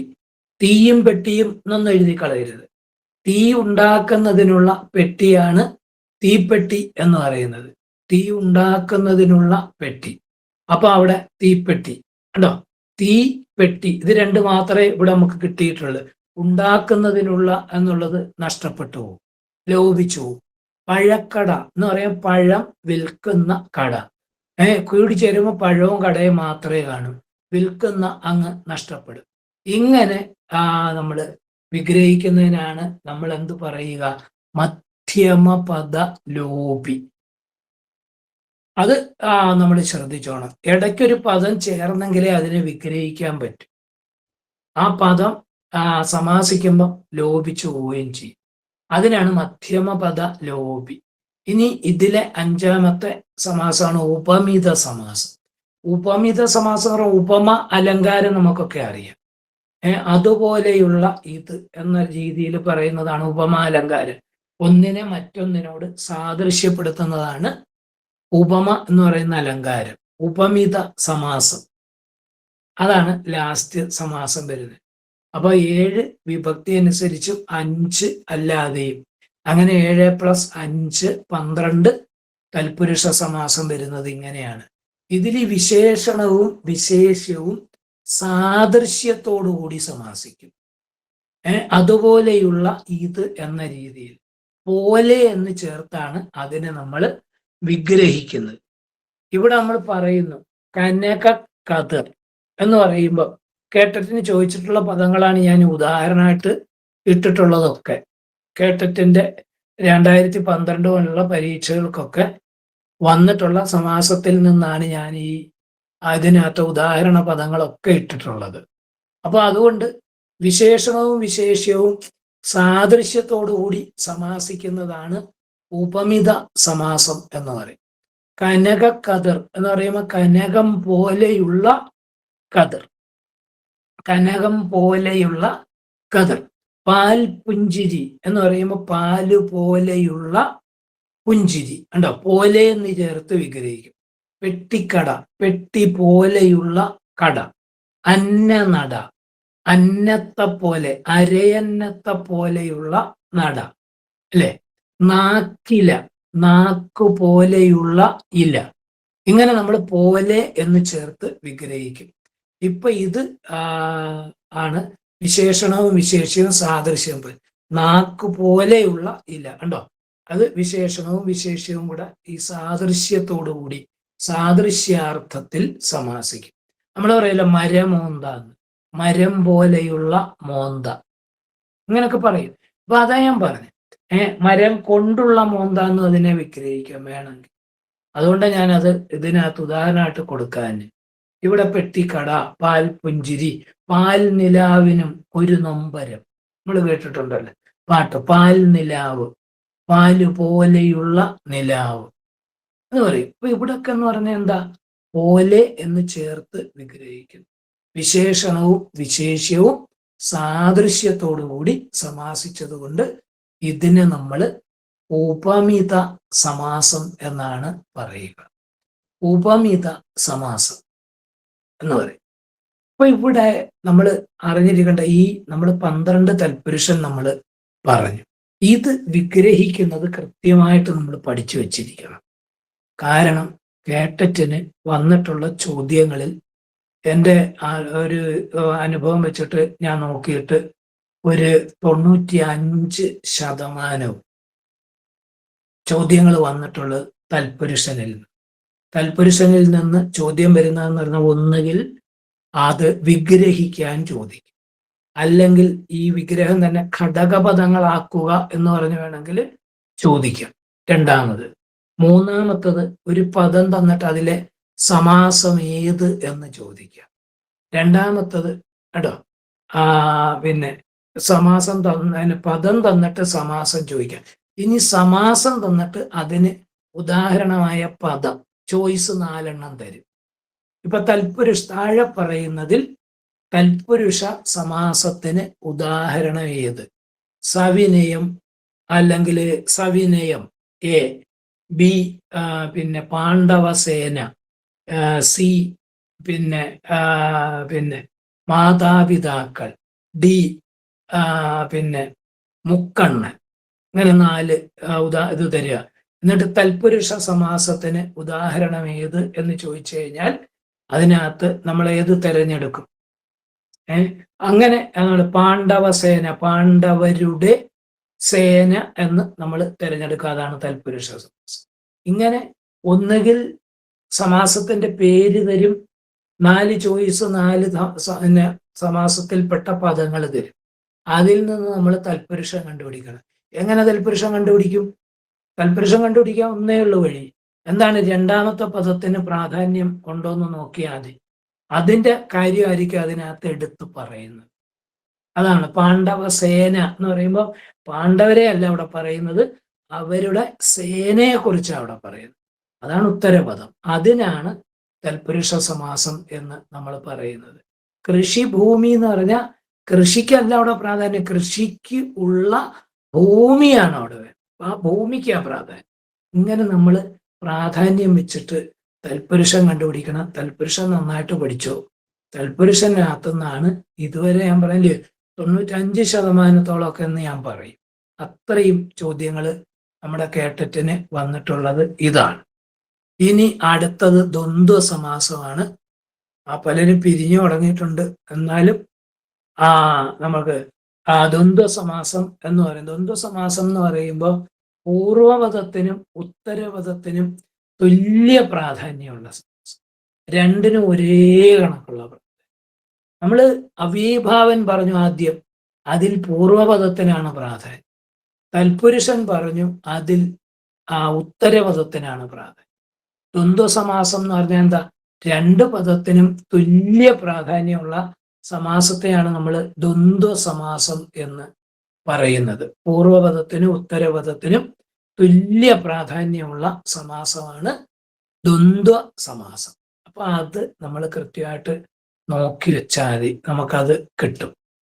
ഇനി വരുന്നതെന്ന് പറയുന്നത് എന്താ? അതിന്റെ ഉദാഹരണം നമ്മൾ നോക്കുക. അച്ഛനമ്മമാർ, അച്ഛനും അമ്മയും രണ്ടുപേരും. കൈകാലുകൾ, കൈകളും കാലുകളും. ഒന്നിൽ കൂടുതലുള്ളതുകൊണ്ട് അങ്ങനെ പറയുന്നത്. ഇല്ലെങ്കിൽ കയ്യും കാലും എന്ന് പറഞ്ഞാൽ മതി. അപ്പം അച്ഛനമ്മമാർ, അച്ഛനും അമ്മയും. കൈകാലുകൾ, കൈകളും കാലുകളും. രാപകലുകൾ, രാവും പകലും. കേട്ടോ. സുഖദുഃഖങ്ങൾ, സുഖവും ദുഃഖവും. കണ്ടോ, രണ്ട് ജോഡി പോലെ വരും. അത് നോക്കിയാൽ മതി, ദ്വന്ദ്വൻ കണ്ടുപിടിക്കും. ജോഡി പോലെ വരും. അതാണ് സുഖദുഃഖ. ആചാരാനുഷ്ഠാനങ്ങൾ, ആചാരങ്ങളും അനുഷ്ഠാനങ്ങൾ. രാമകൃഷ്ണന്മാർ, കണ്ടോ, രാമനും കൃഷ്ണനും, അങ്ങനെ വരും. ഇനി നാലഞ്ച് എന്ന് പറയുമ്പോൾ 4 5. 101 എന്നുള്ളത് 100ഉം 1. 100 1 എന്ന് പറയാൻ പാടില്ല. അങ്ങനെ പറയുമ്പം രണ്ടിലേതെങ്കിലും ഒന്നേ വരും. അത് വികൽപ്പിച്ച് പറയുക എന്ന്, വേർപെടുത്തി പറയുക.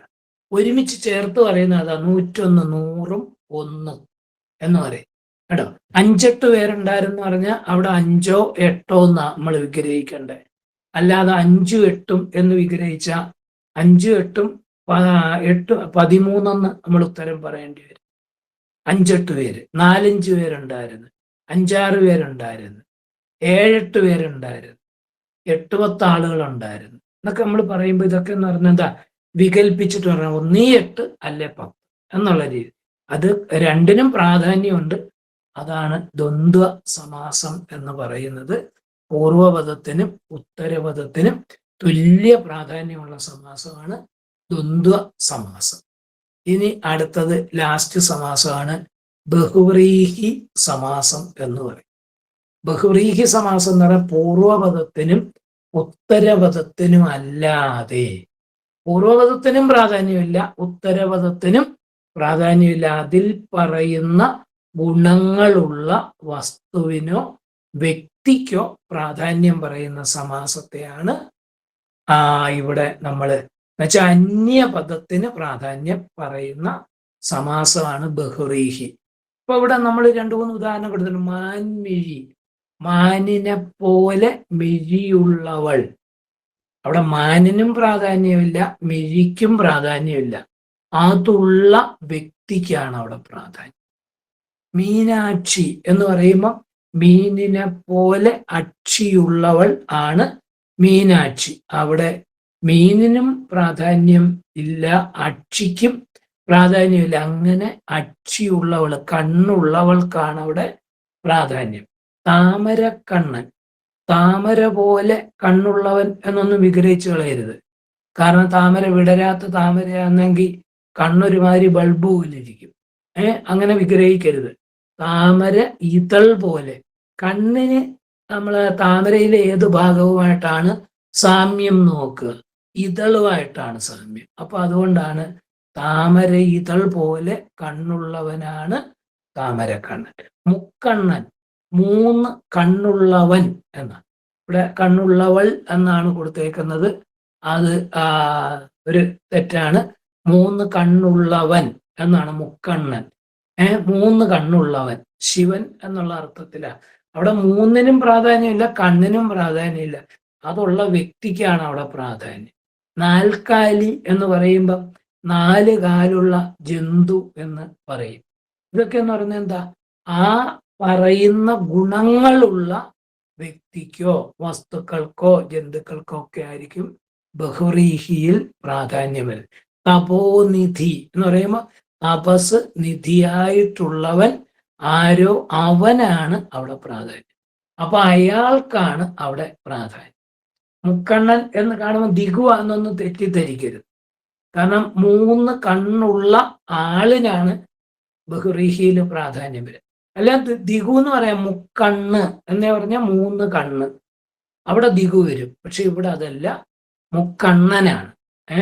3 കണ്ണുള്ളവൻ. പണ്ട് 10ാം ക്ലാസ്സിൽ നമ്മൾ ഇത് ഒരു ചോദ്യം വന്നപ്പം വിഗ്രഹിച്ചു വെച്ച മുക്കിലെ അണ്ണൻ എന്നാണ് വിഗ്രഹിച്ച്.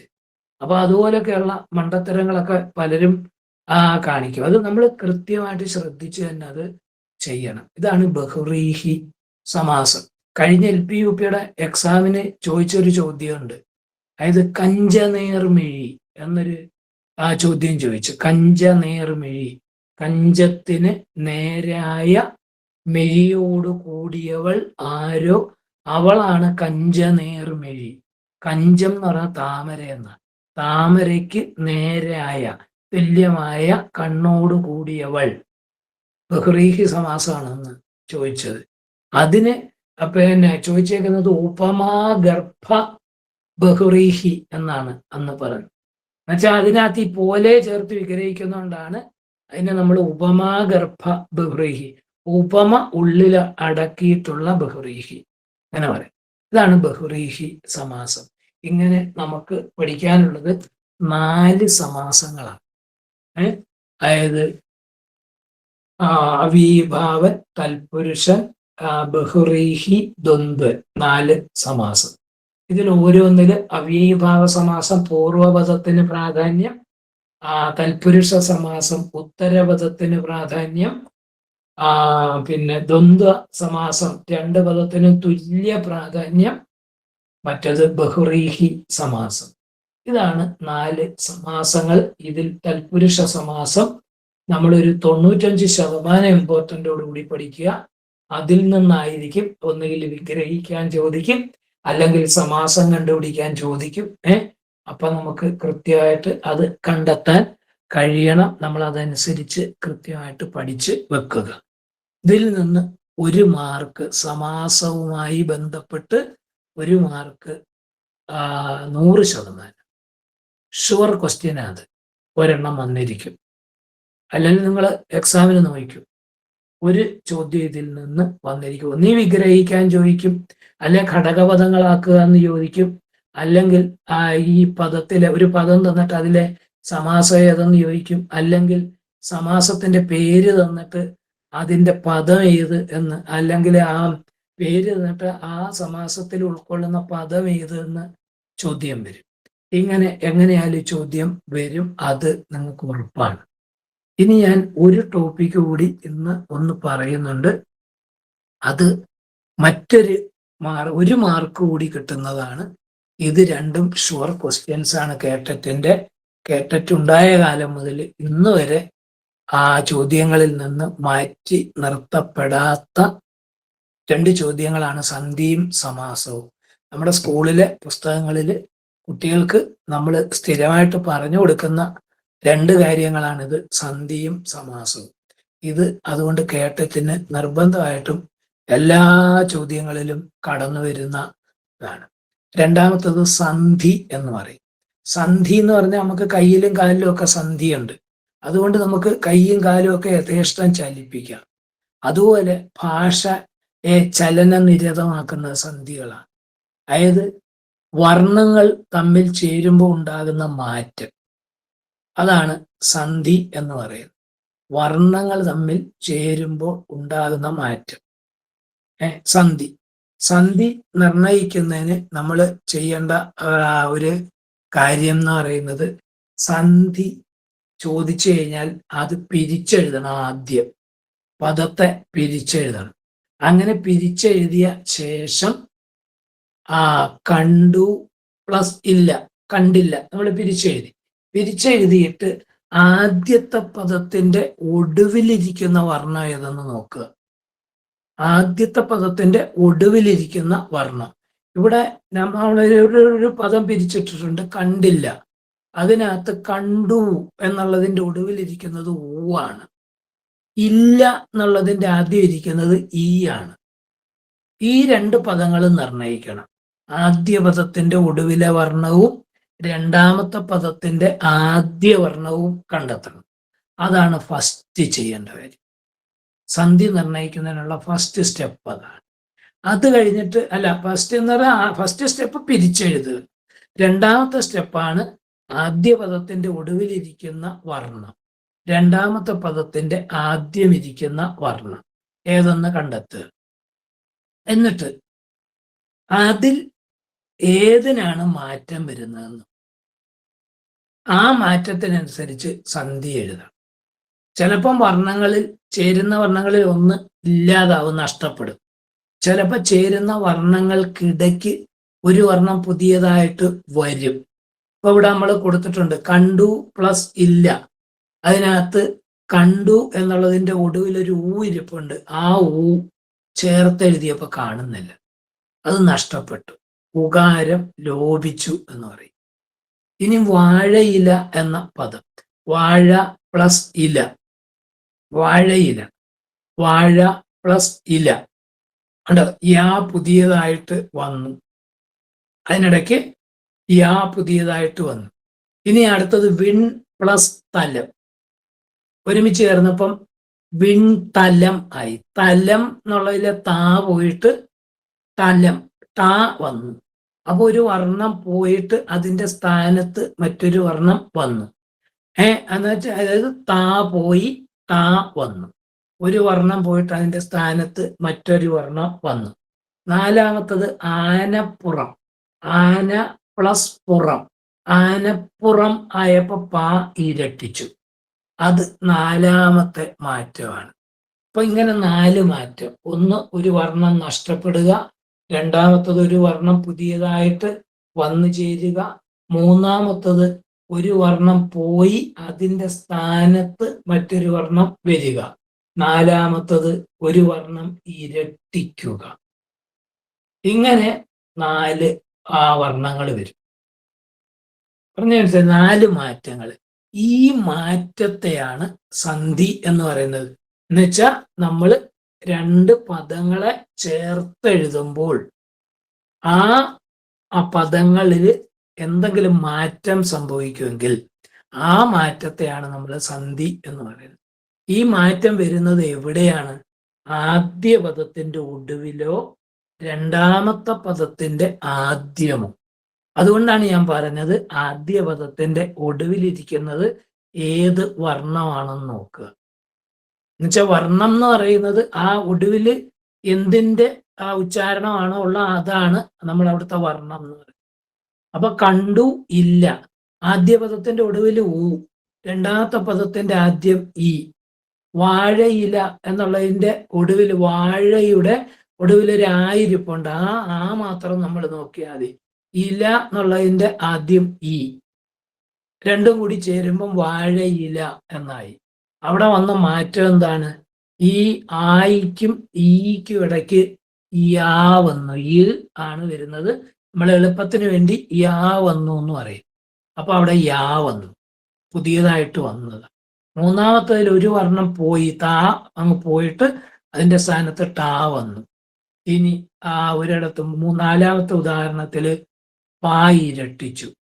ഇങ്ങനെ ഒരു വർണ്ണം പോയി, ഒരു വർണ്ണം പുതിയതായിട്ട് വന്നു, ഒരു വർണ്ണം പോയിട്ട് അതിന്റെ സ്ഥാനത്ത് മറ്റൊരു വർണ്ണം വന്നു, ഇരട്ടിച്ചു. ഇങ്ങനെ 4 തരം മാറ്റങ്ങൾ. ഈ 4 മാറ്റങ്ങളെയാണ് നമ്മൾ സന്ധി എന്ന് പറയുന്നത്.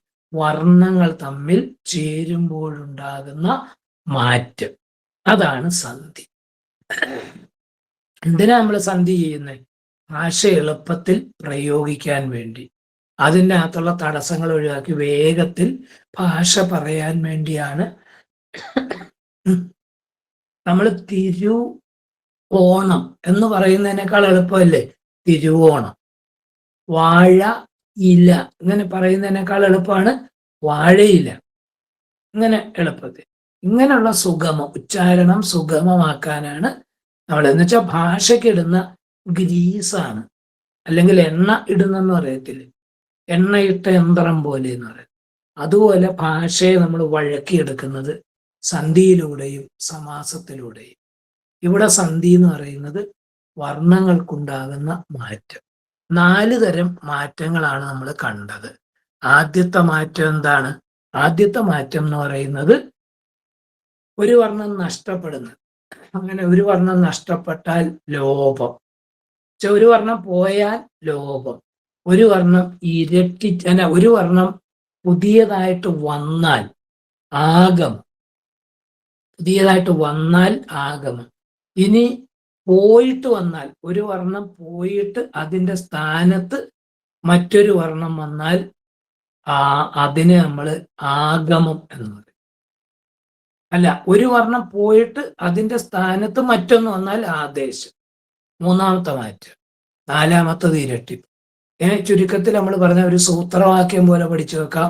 പോയാൽ ലോപം, വന്നാൽ ആഗമം, പോയിട്ട് വന്നാൽ ആദേശം, ഇരട്ടിച്ചാൽ ധിത്വം. ഇതാണ് സന്ധി. പോയാൽ ഒരു വർണ്ണം നഷ്ടപ്പെട്ടാൽ ലോപം, ഒരു വർണ്ണം പുതിയതായിട്ട് വന്നാൽ ആഗമം, ഒന്ന് പോയിട്ട് അതിൻ്റെ സ്ഥാനത്ത് മറ്റൊന്ന് വന്നാൽ ആദേശം, ഇരട്ടിച്ചാൽ ദ്വിത്വം. ഇങ്ങനെ 4 സന്ധികളാണ്. നമുക്ക് ആ 4 സന്ധികളൊന്ന് പറഞ്ഞ് ഇന്ന് തന്നെ അത് നമുക്ക് പെട്ടെന്ന് അവസാനിപ്പിക്കാം. പലരും ഒഴിഞ്ഞു തുടങ്ങിയിട്ടുണ്ട്. അപ്പം അതുകൊണ്ട് നമ്മൾ കൂടുതൽ നീട്ടുന്നില്ല. ഇപ്പൊ ഇവിടെ സന്ധി 4 വിധത്തിലാണുള്ളത്. ഒന്നെന്ന് പറയുന്നത് ലോപസന്ധിയാണ്. ലോപസന്ധി. ഇതൊക്കെ അല്പം നമ്മളൊന്ന് ശ്രദ്ധിച്ചാൽ മാത്രം മതി. ഇതൊക്കെ നമുക്ക് ഉത്തരം കിട്ടും. എഴുതാൻ എളുപ്പമാണ്, വളരെ എളുപ്പം. അപ്പൊ ഇവിടെ ലോപസന്ധി. ലോപസന്ധി എന്താ? 2 വർണ്ണങ്ങൾ തമ്മിൽ ചേരുമ്പോൾ ഒരു വർണ്ണം നഷ്ടപ്പെടുന്നതാണ് ലോപസന്ധി. അതാ ഞാൻ പറഞ്ഞ പോയാൽ ലോപം എന്ന് പറയുന്നത്. ഒരു വർണ്ണം നഷ്ടപ്പെട്ടാൽ ലോപം. ഒരു വർണ്ണം നഷ്ടപ്പെടുന്നതിന് നമ്മൾ ലോപസന്ധി എന്ന് പറയും. 2-3 ഉദാഹരണങ്ങൾ നമ്മൾ കൊടുത്തിട്ടുണ്ട്. തണുപ്പ് പ്ലസ് ഉണ്ട് ഒരുമിച്ച് ചേർന്നപ്പോൾ തണുപ്പുണ്ട്. സന്ധി നിർണയിക്കുന്നത് പണ്ട് കാലത്ത് നമ്മൾ പഠിച്ച കാലത്ത് നമ്മൾ നോക്കിയാൽ മതി, മലയാളത്തിന്റെ ചോദ്യങ്ങളിൽ കാണും, പിരിച്ചെഴുതി സന്ധി നിർണയിക്കുക എന്നാണ് ചോദ്യം. നമ്മൾ നേരത്തെ സമാസത്തിന്റെ പറഞ്ഞു, വിഗ്രഹിച്ച് സമാസം നിർണയിക്കുക എന്നാണ് ചോദ്യം വരിക. അതുപോലെ പിരിച്ചെഴുതി സന്ധി നിർണയിക്കുക എന്ന് വരും. ഇവിടെ തണുപ്പ് പ്ലസ് ഉണ്ട് എന്ന് പിരിച്ചെഴുതി. ചേർത്തെഴുതിയപ്പോ എന്താ? തണുപ്പ് എന്നുള്ളതിന്റെ മുകളിലൊരു ചിഹ്നം ഇരിപ്പുണ്ട്. ആ ചിഹ്നത്തിന് നമ്മൾ സംവൃതോകാരം എന്നാണ് പറയുന്നത്. എന്ന് പറയും. അതാണ് അവിടെ തണുപ്പ് എന്ന് പറയും. അത് ലോപിച്ചു പോകും കേട്ടോ. അത് ലോപിച്ചിട്ട് ചേർന്ന് തണുപ്പുണ്ട് എന്ന് ആകും. അവിടെ നമ്മൾ എളുപ്പത്തിന് വേണേൽ ചന്ദ്രക്കല ലോപിച്ചു എന്ന് പറയും. ഇവിടെ സമ്പ്രദോകാരം ലോപിച്ചു എന്ന് ആണ് അതിന്റെ.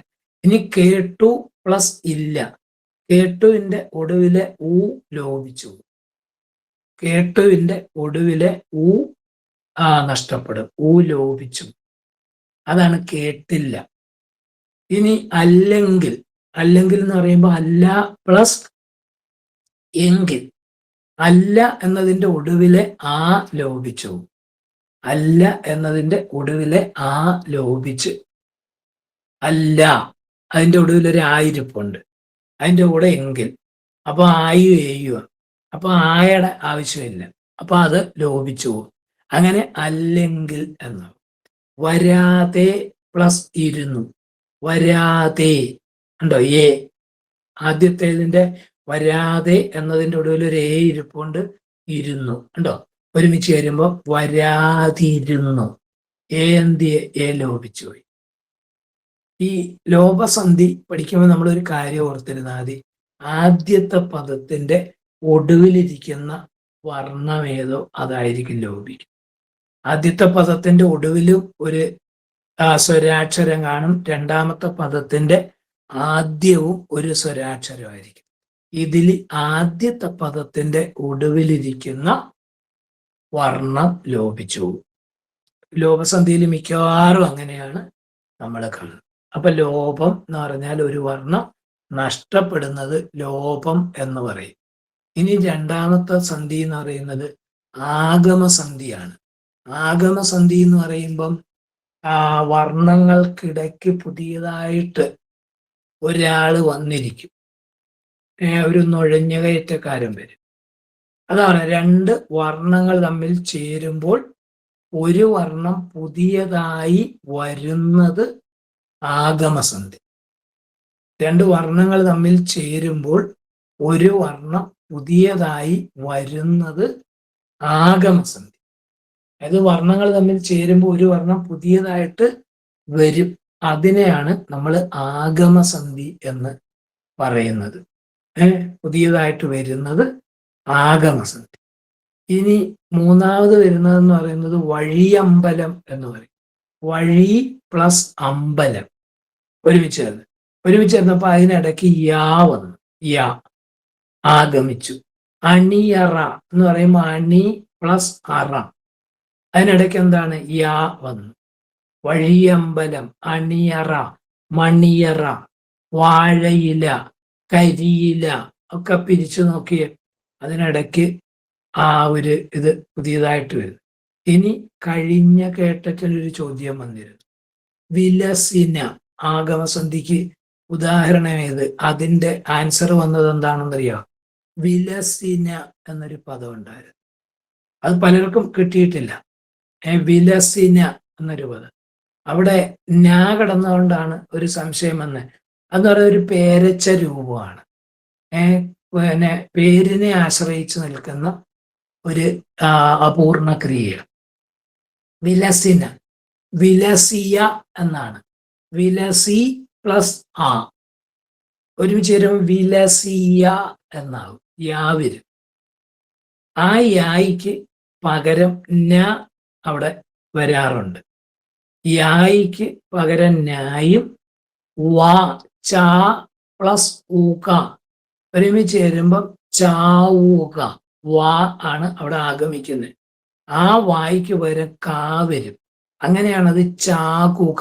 അത് ആദേശസന്ധിയല്ലത്, അർത്ഥത്തിന് മാറ്റമില്ല.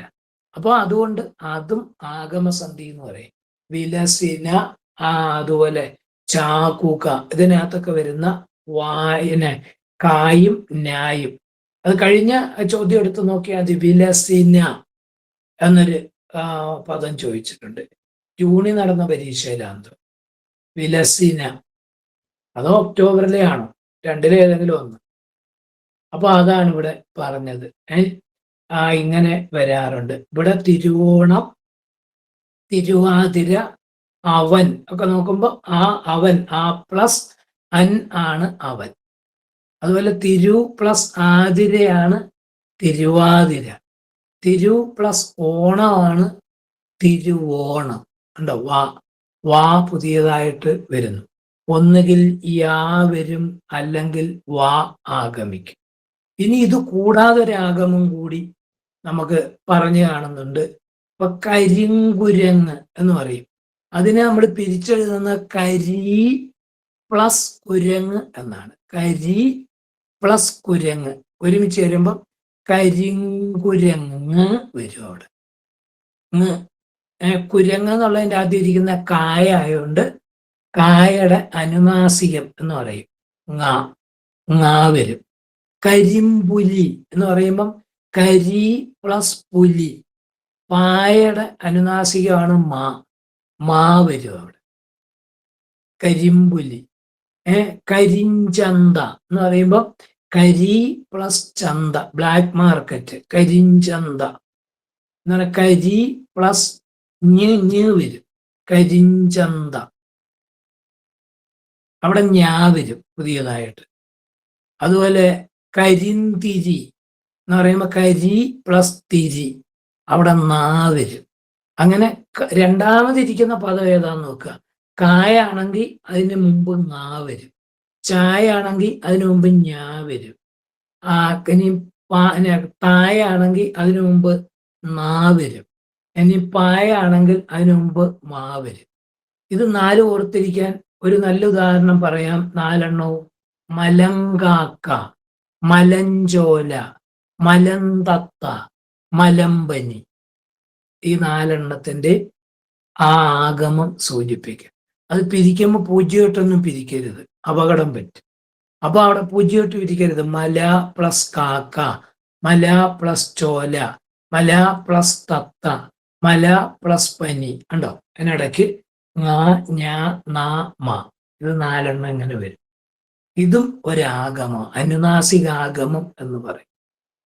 അപ്പൊ ഇവിടെ യാ വ 4 അനുനാസികങ്ങൾ, ഇങ്ങനെ 6 അക്ഷരങ്ങളാണ് ആഗമത്തിൽ വരിക. ഇനി അടുത്ത 3ാമത്തെ സന്ധി ആദേശസന്ധിയാണ്. 3ാമത്തെ സന്ധി ഏതാണ്? ആദേശസന്ധിയാണ്. ആദേശസന്ധി എന്ന് പറയുമ്പം 2 വർണ്ണങ്ങൾ തമ്മിൽ ചേരുമ്പോൾ ഒരു വർണ്ണം പോയി അതിൻ്റെ സ്ഥാനത്ത് മറ്റൊരു വർണ്ണം വരുന്നതാണ് ആദേശസന്ധി. 2 വർണ്ണങ്ങൾ തമ്മിൽ ചേരുമ്പോൾ ഒരു വർണ്ണം പോയി അതിൻ്റെ സ്ഥാനത്ത് മറ്റൊരു വർണ്ണം വരുന്നതാണ് ആദേശസന്ധി എന്ന്. ആദേശസന്ധി എന്ന് പറയുമ്പോൾ കണ്ടു, കൺ പ്ലസ് തു ഒരുമിച്ച് ചേരുമ്പം കണ്ടു. വിണ്ടലം എന്നൊരു വാക്കുണ്ട്, കൂടുതലും സന്ധിയിൽ. കഴിഞ്ഞ പ്രാവശ്യം ചോദിച്ച വിണ്ടലം, വിൺ പ്ലസ് തലം, തലം. താ പോയിട്ട് അവിടെ ടാ വരും. അങ്ങനെയാണ് വിണ്ടലം. ഞാൻ ആദ്യം ഈ സന്ധിയെ കുറിച്ച് പറഞ്ഞപ്പം അത് ഉദാഹരണമായിട്ട് പറഞ്ഞതുകൊണ്ടാണ് ഇവിടെ അത് ചേർക്കാൻ. കണ്ടു എന്നത് ചേർത്ത്. കൺ പ്ലസ് തു. തു എന്ന് പറയുന്നത് ഭൂതകാലത്തിനെ സൂചിപ്പിക്കുന്ന പ്രത്യയമാണ്, ഭൂതകാലത്തെ കാണിക്കുന്നത്. അപ്പൊ അതിലെ താ പോയിട്ട് അതിൻ്റെ സ്ഥാനത്ത് ടാ വരും. അപ്പൊ ഒരു വർണ്ണം പോയി അതിൻ്റെ സ്ഥാനത്ത് മറ്റൊരു വർണ്ണം വന്നാൽ അതിനെയാണ് നമ്മൾ ആദേശം എന്ന് പറയുന്നത്. ഒരു വർണ്ണം പോയി അതിൻ്റെ സ്ഥാനത്ത് മറ്റൊന്ന്. ദേ പോയി ദാ വന്നു എന്ന് പറയുന്നതാണ്. ഒന്ന് പോയി അതിൻ്റെ സ്ഥാനത്ത് മറ്റൊന്ന് വന്നു. ദേ പോയി ദാ വന്നു. ഇതാണ് ആദേശസന്ധി. ഒരു വർണ്ണം പോയി. ഇവിടെ അങ്ങനെ കുറച്ച് ഇതൊക്കെ കേട്ടതിന് ചോദിച്ചിട്ടുള്ള ഉദാഹരണങ്ങളാ കൊടുത്തേക്കുന്നത്. കണ്ണീർ നമ്മൾ പിരിക്കുന്നത് എങ്ങനെ? കണ്ണ് നീർ എന്നൊന്നും പിരിക്കരുത്. കൺ പ്ലസ് നീർ ആണ് കണ്ണീർ. അതിലെ നീർ എന്നുള്ളതിന്റെ നായ അങ്ങ് പോയിട്ട് അവിടെ കൂടെ ഒരു നാ വരും. അപ്പൊ 2 നാ അടുപ്പിച്ച് വരും. കണ്ണീർ.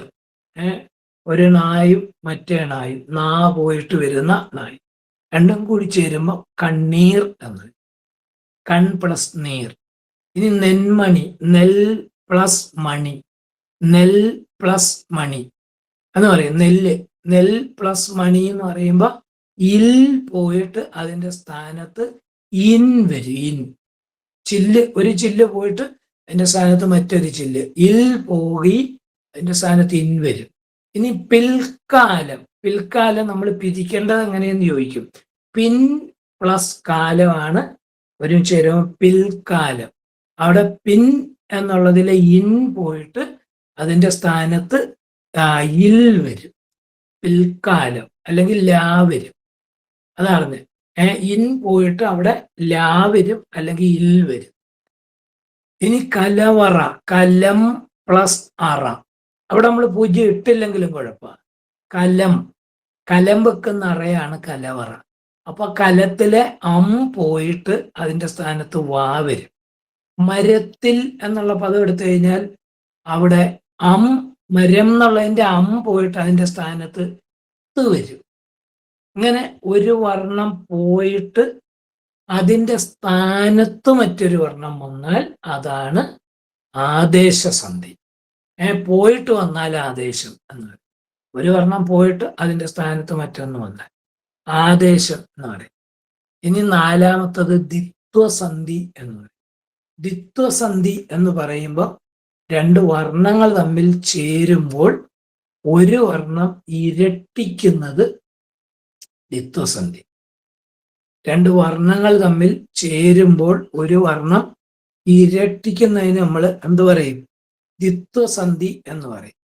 ഇവിടെ ഒരു തെറ്റ് വന്നിട്ടുണ്ട്. അതുകൊണ്ട് ഞാൻ ഒന്ന് ഇത് ചെയ്ത്. അപ്പം ആന അല്ല, പകൽക്കിനാവ്, പകൽ പ്ലസ് കിനാവ് കായിരട്ടിക്കും. തലക്കെട്ട്, തല പ്ലസ് കെട്ട് കായിരട്ടിക്കും.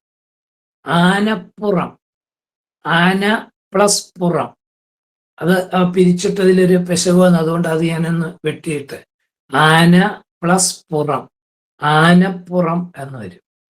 ആന പ്ലസ് പുറം പായിരട്ടിക്കും. ചിലര് ഉണ്ട് ആനപ്പുറം എന്ന് തന്നെ എഴുതി വെച്ചിട്ട് ഈ പറയും ഇതിലൊരു മാറ്റവും ഇല്ലല്ലോ മാഷെ എന്ന് പറയും. അവിടെ ഒരു മാറ്റവും ഇല്ല. മാറ്റം വന്നാലേ സന്ധിയുള്ളു. ദ്വിത്വസന്ധി എന്ന് പറയണമെങ്കിൽ ആനപ്പുറത്തിലെ പായരട്ടിക്കും. നമ്മൾ ആനപ്പുറത്ത് കയറി എന്ന് പറയുന്നത്, ആനപ്പുറത്ത് കയറി എന്ന് എഴുതാൻ പറയുമ്പം ആന പുറത്ത് കയറി എന്ന് എഴുതി എന്തായിരിക്കും അവസ്ഥ? അപ്പൊ അതൊന്ന് ശ്രദ്ധിച്ചാൽ മതി. ദ്വിത്വം വന്നില്ലേലും അപകടം, വിപരീതാർത്ഥം വരും. അതാ പറഞ്ഞ ആനപ്പുറം, ആനപ്പുറം എന്നല്ല, ആനപ്പുറം പായരട്ടിക്കണം. അടിമച്ചങ്ങല എന്ന് പറയുമ്പോൾ അടിമ പ്ലസ് ചങ്ങല ചായിരട്ടി.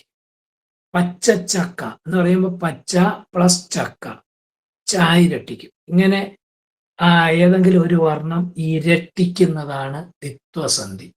അപ്പൊ അവിടെ നമ്മൾ 4 സന്ധികൾ പഠിച്ചു.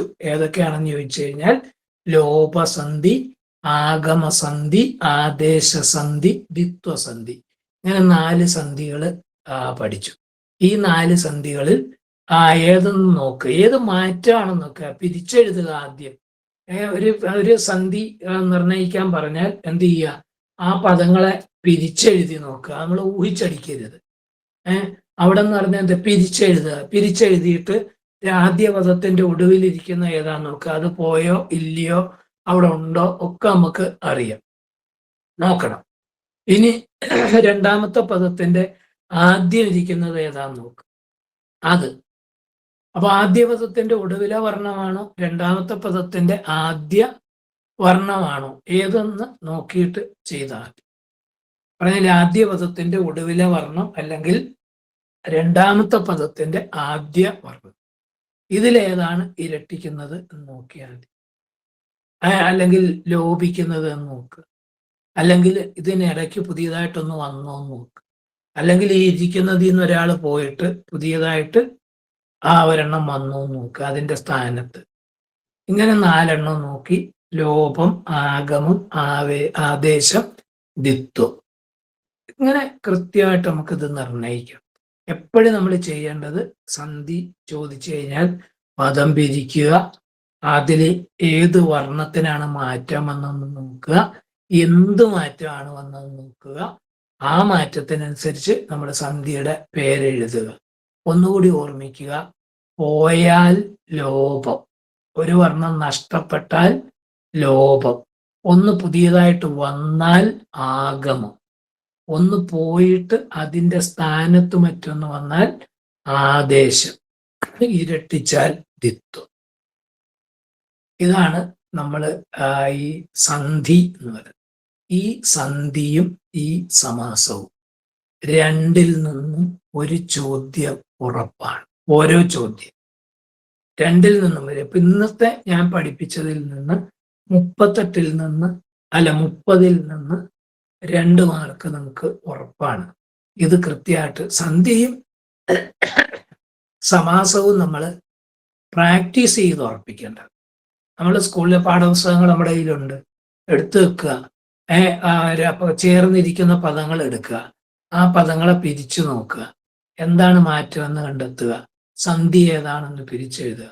കുറച്ച് ദിവസമല്ല ഉള്ളൂ ഇനി നമുക്ക് എക്സാമിന്. അപ്പം അത് ഇങ്ങനെ ഒരു പ്രാക്ടീസ് നമ്മുടെ സ്കൂളിലെ ക്ലാസ് മുറികളിൽ തന്നെ നമുക്ക് ഇത് ചെയ്യാം, ഒരു ബുദ്ധിമുട്ടുമില്ല. കുട്ടികൾക്ക് അല്ലേ, പശുവിന്റെ കടിയും മാറും കാക്കയുടെ വയറും നിറയുമെന്ന് പറഞ്ഞതുപോലെ 2 കാര്യം ഒരുമിച്ചിടാം. അങ്കവും കാണാം, താളി ഓടിക്കാം. അപ്പൊ അത് കൃത്യമായിട്ട് ചെയ്താൽ മാത്രം മതി. നിങ്ങൾക്ക് അതിനകത്ത് ഞാൻ പറയുന്നത് ഈ ഞാനിന്ന് പഠിപ്പിച്ച 2 ടോപ്പിക്കുകളും ഓരോ മാർക്ക് നമുക്ക് കേട്ടറ്റില് തരുന്ന. അതുകൊണ്ടാണ് ഞാൻ അതിനനുസരിച്ച് ഞാനിത് ഈ 2 ടോപ്പിക്ക് തന്നെ ആദ്യം എടുത്തു തന്നത്. കാരണം നിങ്ങൾക്ക് പ്രാക്ടീസ് ചെയ്യാനുള്ള സൗകര്യം കൂടെ കിട്ടട്ടെ. അങ്ങനെ ചെയ്ത് കൃത്യമായിട്ട് നോക്കുക. ഇനി കൂടുതലിതുണ്ടെന്നുണ്ടെങ്കിൽ ഞാൻ എൻ്റെ നമ്പർ തരാം. വാട്സാപ്പ് നമ്പറുണ്ട്, മറ്റേ നമ്പറുണ്ട്. അതിൽ നിങ്ങൾക്ക് പരമാവധി ആ ഒരു 9:30 ഒക്കെ കഴിഞ്ഞിട്ടൊക്കെ വിളിക്കുന്നതായിരിക്കും നല്ലത്. ഇങ്ങനെയുള്ള ക്ലാസ്സുകൾ ഉള്ളത് കൊണ്ട് ചിലപ്പം പറ്റില്ല. അതിനേക്കാൾ നല്ലത് വാട്സാപ്പിൽ നിങ്ങൾ മെസ്സേജ് ഇട്ടാൽ, വോയിസോ അല്ലാതെയോ മെസ്സേജ് ഇട്ടാൽ ഞാനത് പറഞ്ഞുതരാം. സൗകര്യം കിട്ടുമ്പം അതിനകത്ത് മറുപടി ഇടാം. അപ്പോൾ ഇന്ന് നിങ്ങൾ ഇപ്പം നമ്മൾ തുടങ്ങിയപ്പോൾ 497 പേരായിരുന്നു. 402 നമ്മൾ കുറഞ്ഞു. ഇനിയിപ്പോൾ ആളുകൾ പെട്ടെന്ന് പിൻവലിയും. കാരണം ഉറക്കം വരുന്നു. നിങ്ങളുടെ ഉറക്കം ഞാൻ ഒരിക്കലും ഇതാക്കുന്നില്ല. എല്ലാവർക്കും ശുഭരാത്രി നേർന്നുകൊണ്ട് ഇന്നത്തെ ഈ ക്ലാസ് ശ്രദ്ധിച്ചിരുന്നതിന് ഓരോരുത്തർക്കും നന്ദി രേഖപ്പെടുത്തിക്കൊണ്ട് ഞാൻ എൻ്റെ ക്ലാസ് ഇവിടെ അവസാനിപ്പിക്കുകയാണ്. നിങ്ങളുടെ വിലയേറിയ അഭിപ്രായങ്ങൾ എനിക്ക് കിട്ടണം. അപ്പം എന്തെങ്കിലും മാറ്റം ഇതിൽ വരുത്തണമെന്നുണ്ടെങ്കിൽ നിങ്ങൾക്ക് നിർദ്ദേശിക്കുകയും ചെയ്യാം. എനിക്ക് ഏറ്റവും വലിയ സന്തോഷമുള്ള കാര്യമാണ് അത്. കാരണം നിങ്ങൾ എന്നെ വിമർശിക്കുന്നു എന്നല്ല ഞാൻ പറയുന്നത്. നമുക്ക് ഒരു ഇതിൽ എന്തെങ്കിലും ഒരു ഇതുണ്ടെങ്കിൽ അതിനെക്കുറിച്ച് നിങ്ങളുടെ അഭിപ്രായം അറിയണം. കാരണം ഒരു അധ്യാപകന്റെ ഏറ്റവും നല്ല വിധികർത്താക്കൾ എന്ന് പറയുന്നത് അയാളെ ക്ലാസ് കേട്ടിരിക്കുന്ന ആളുകൾ.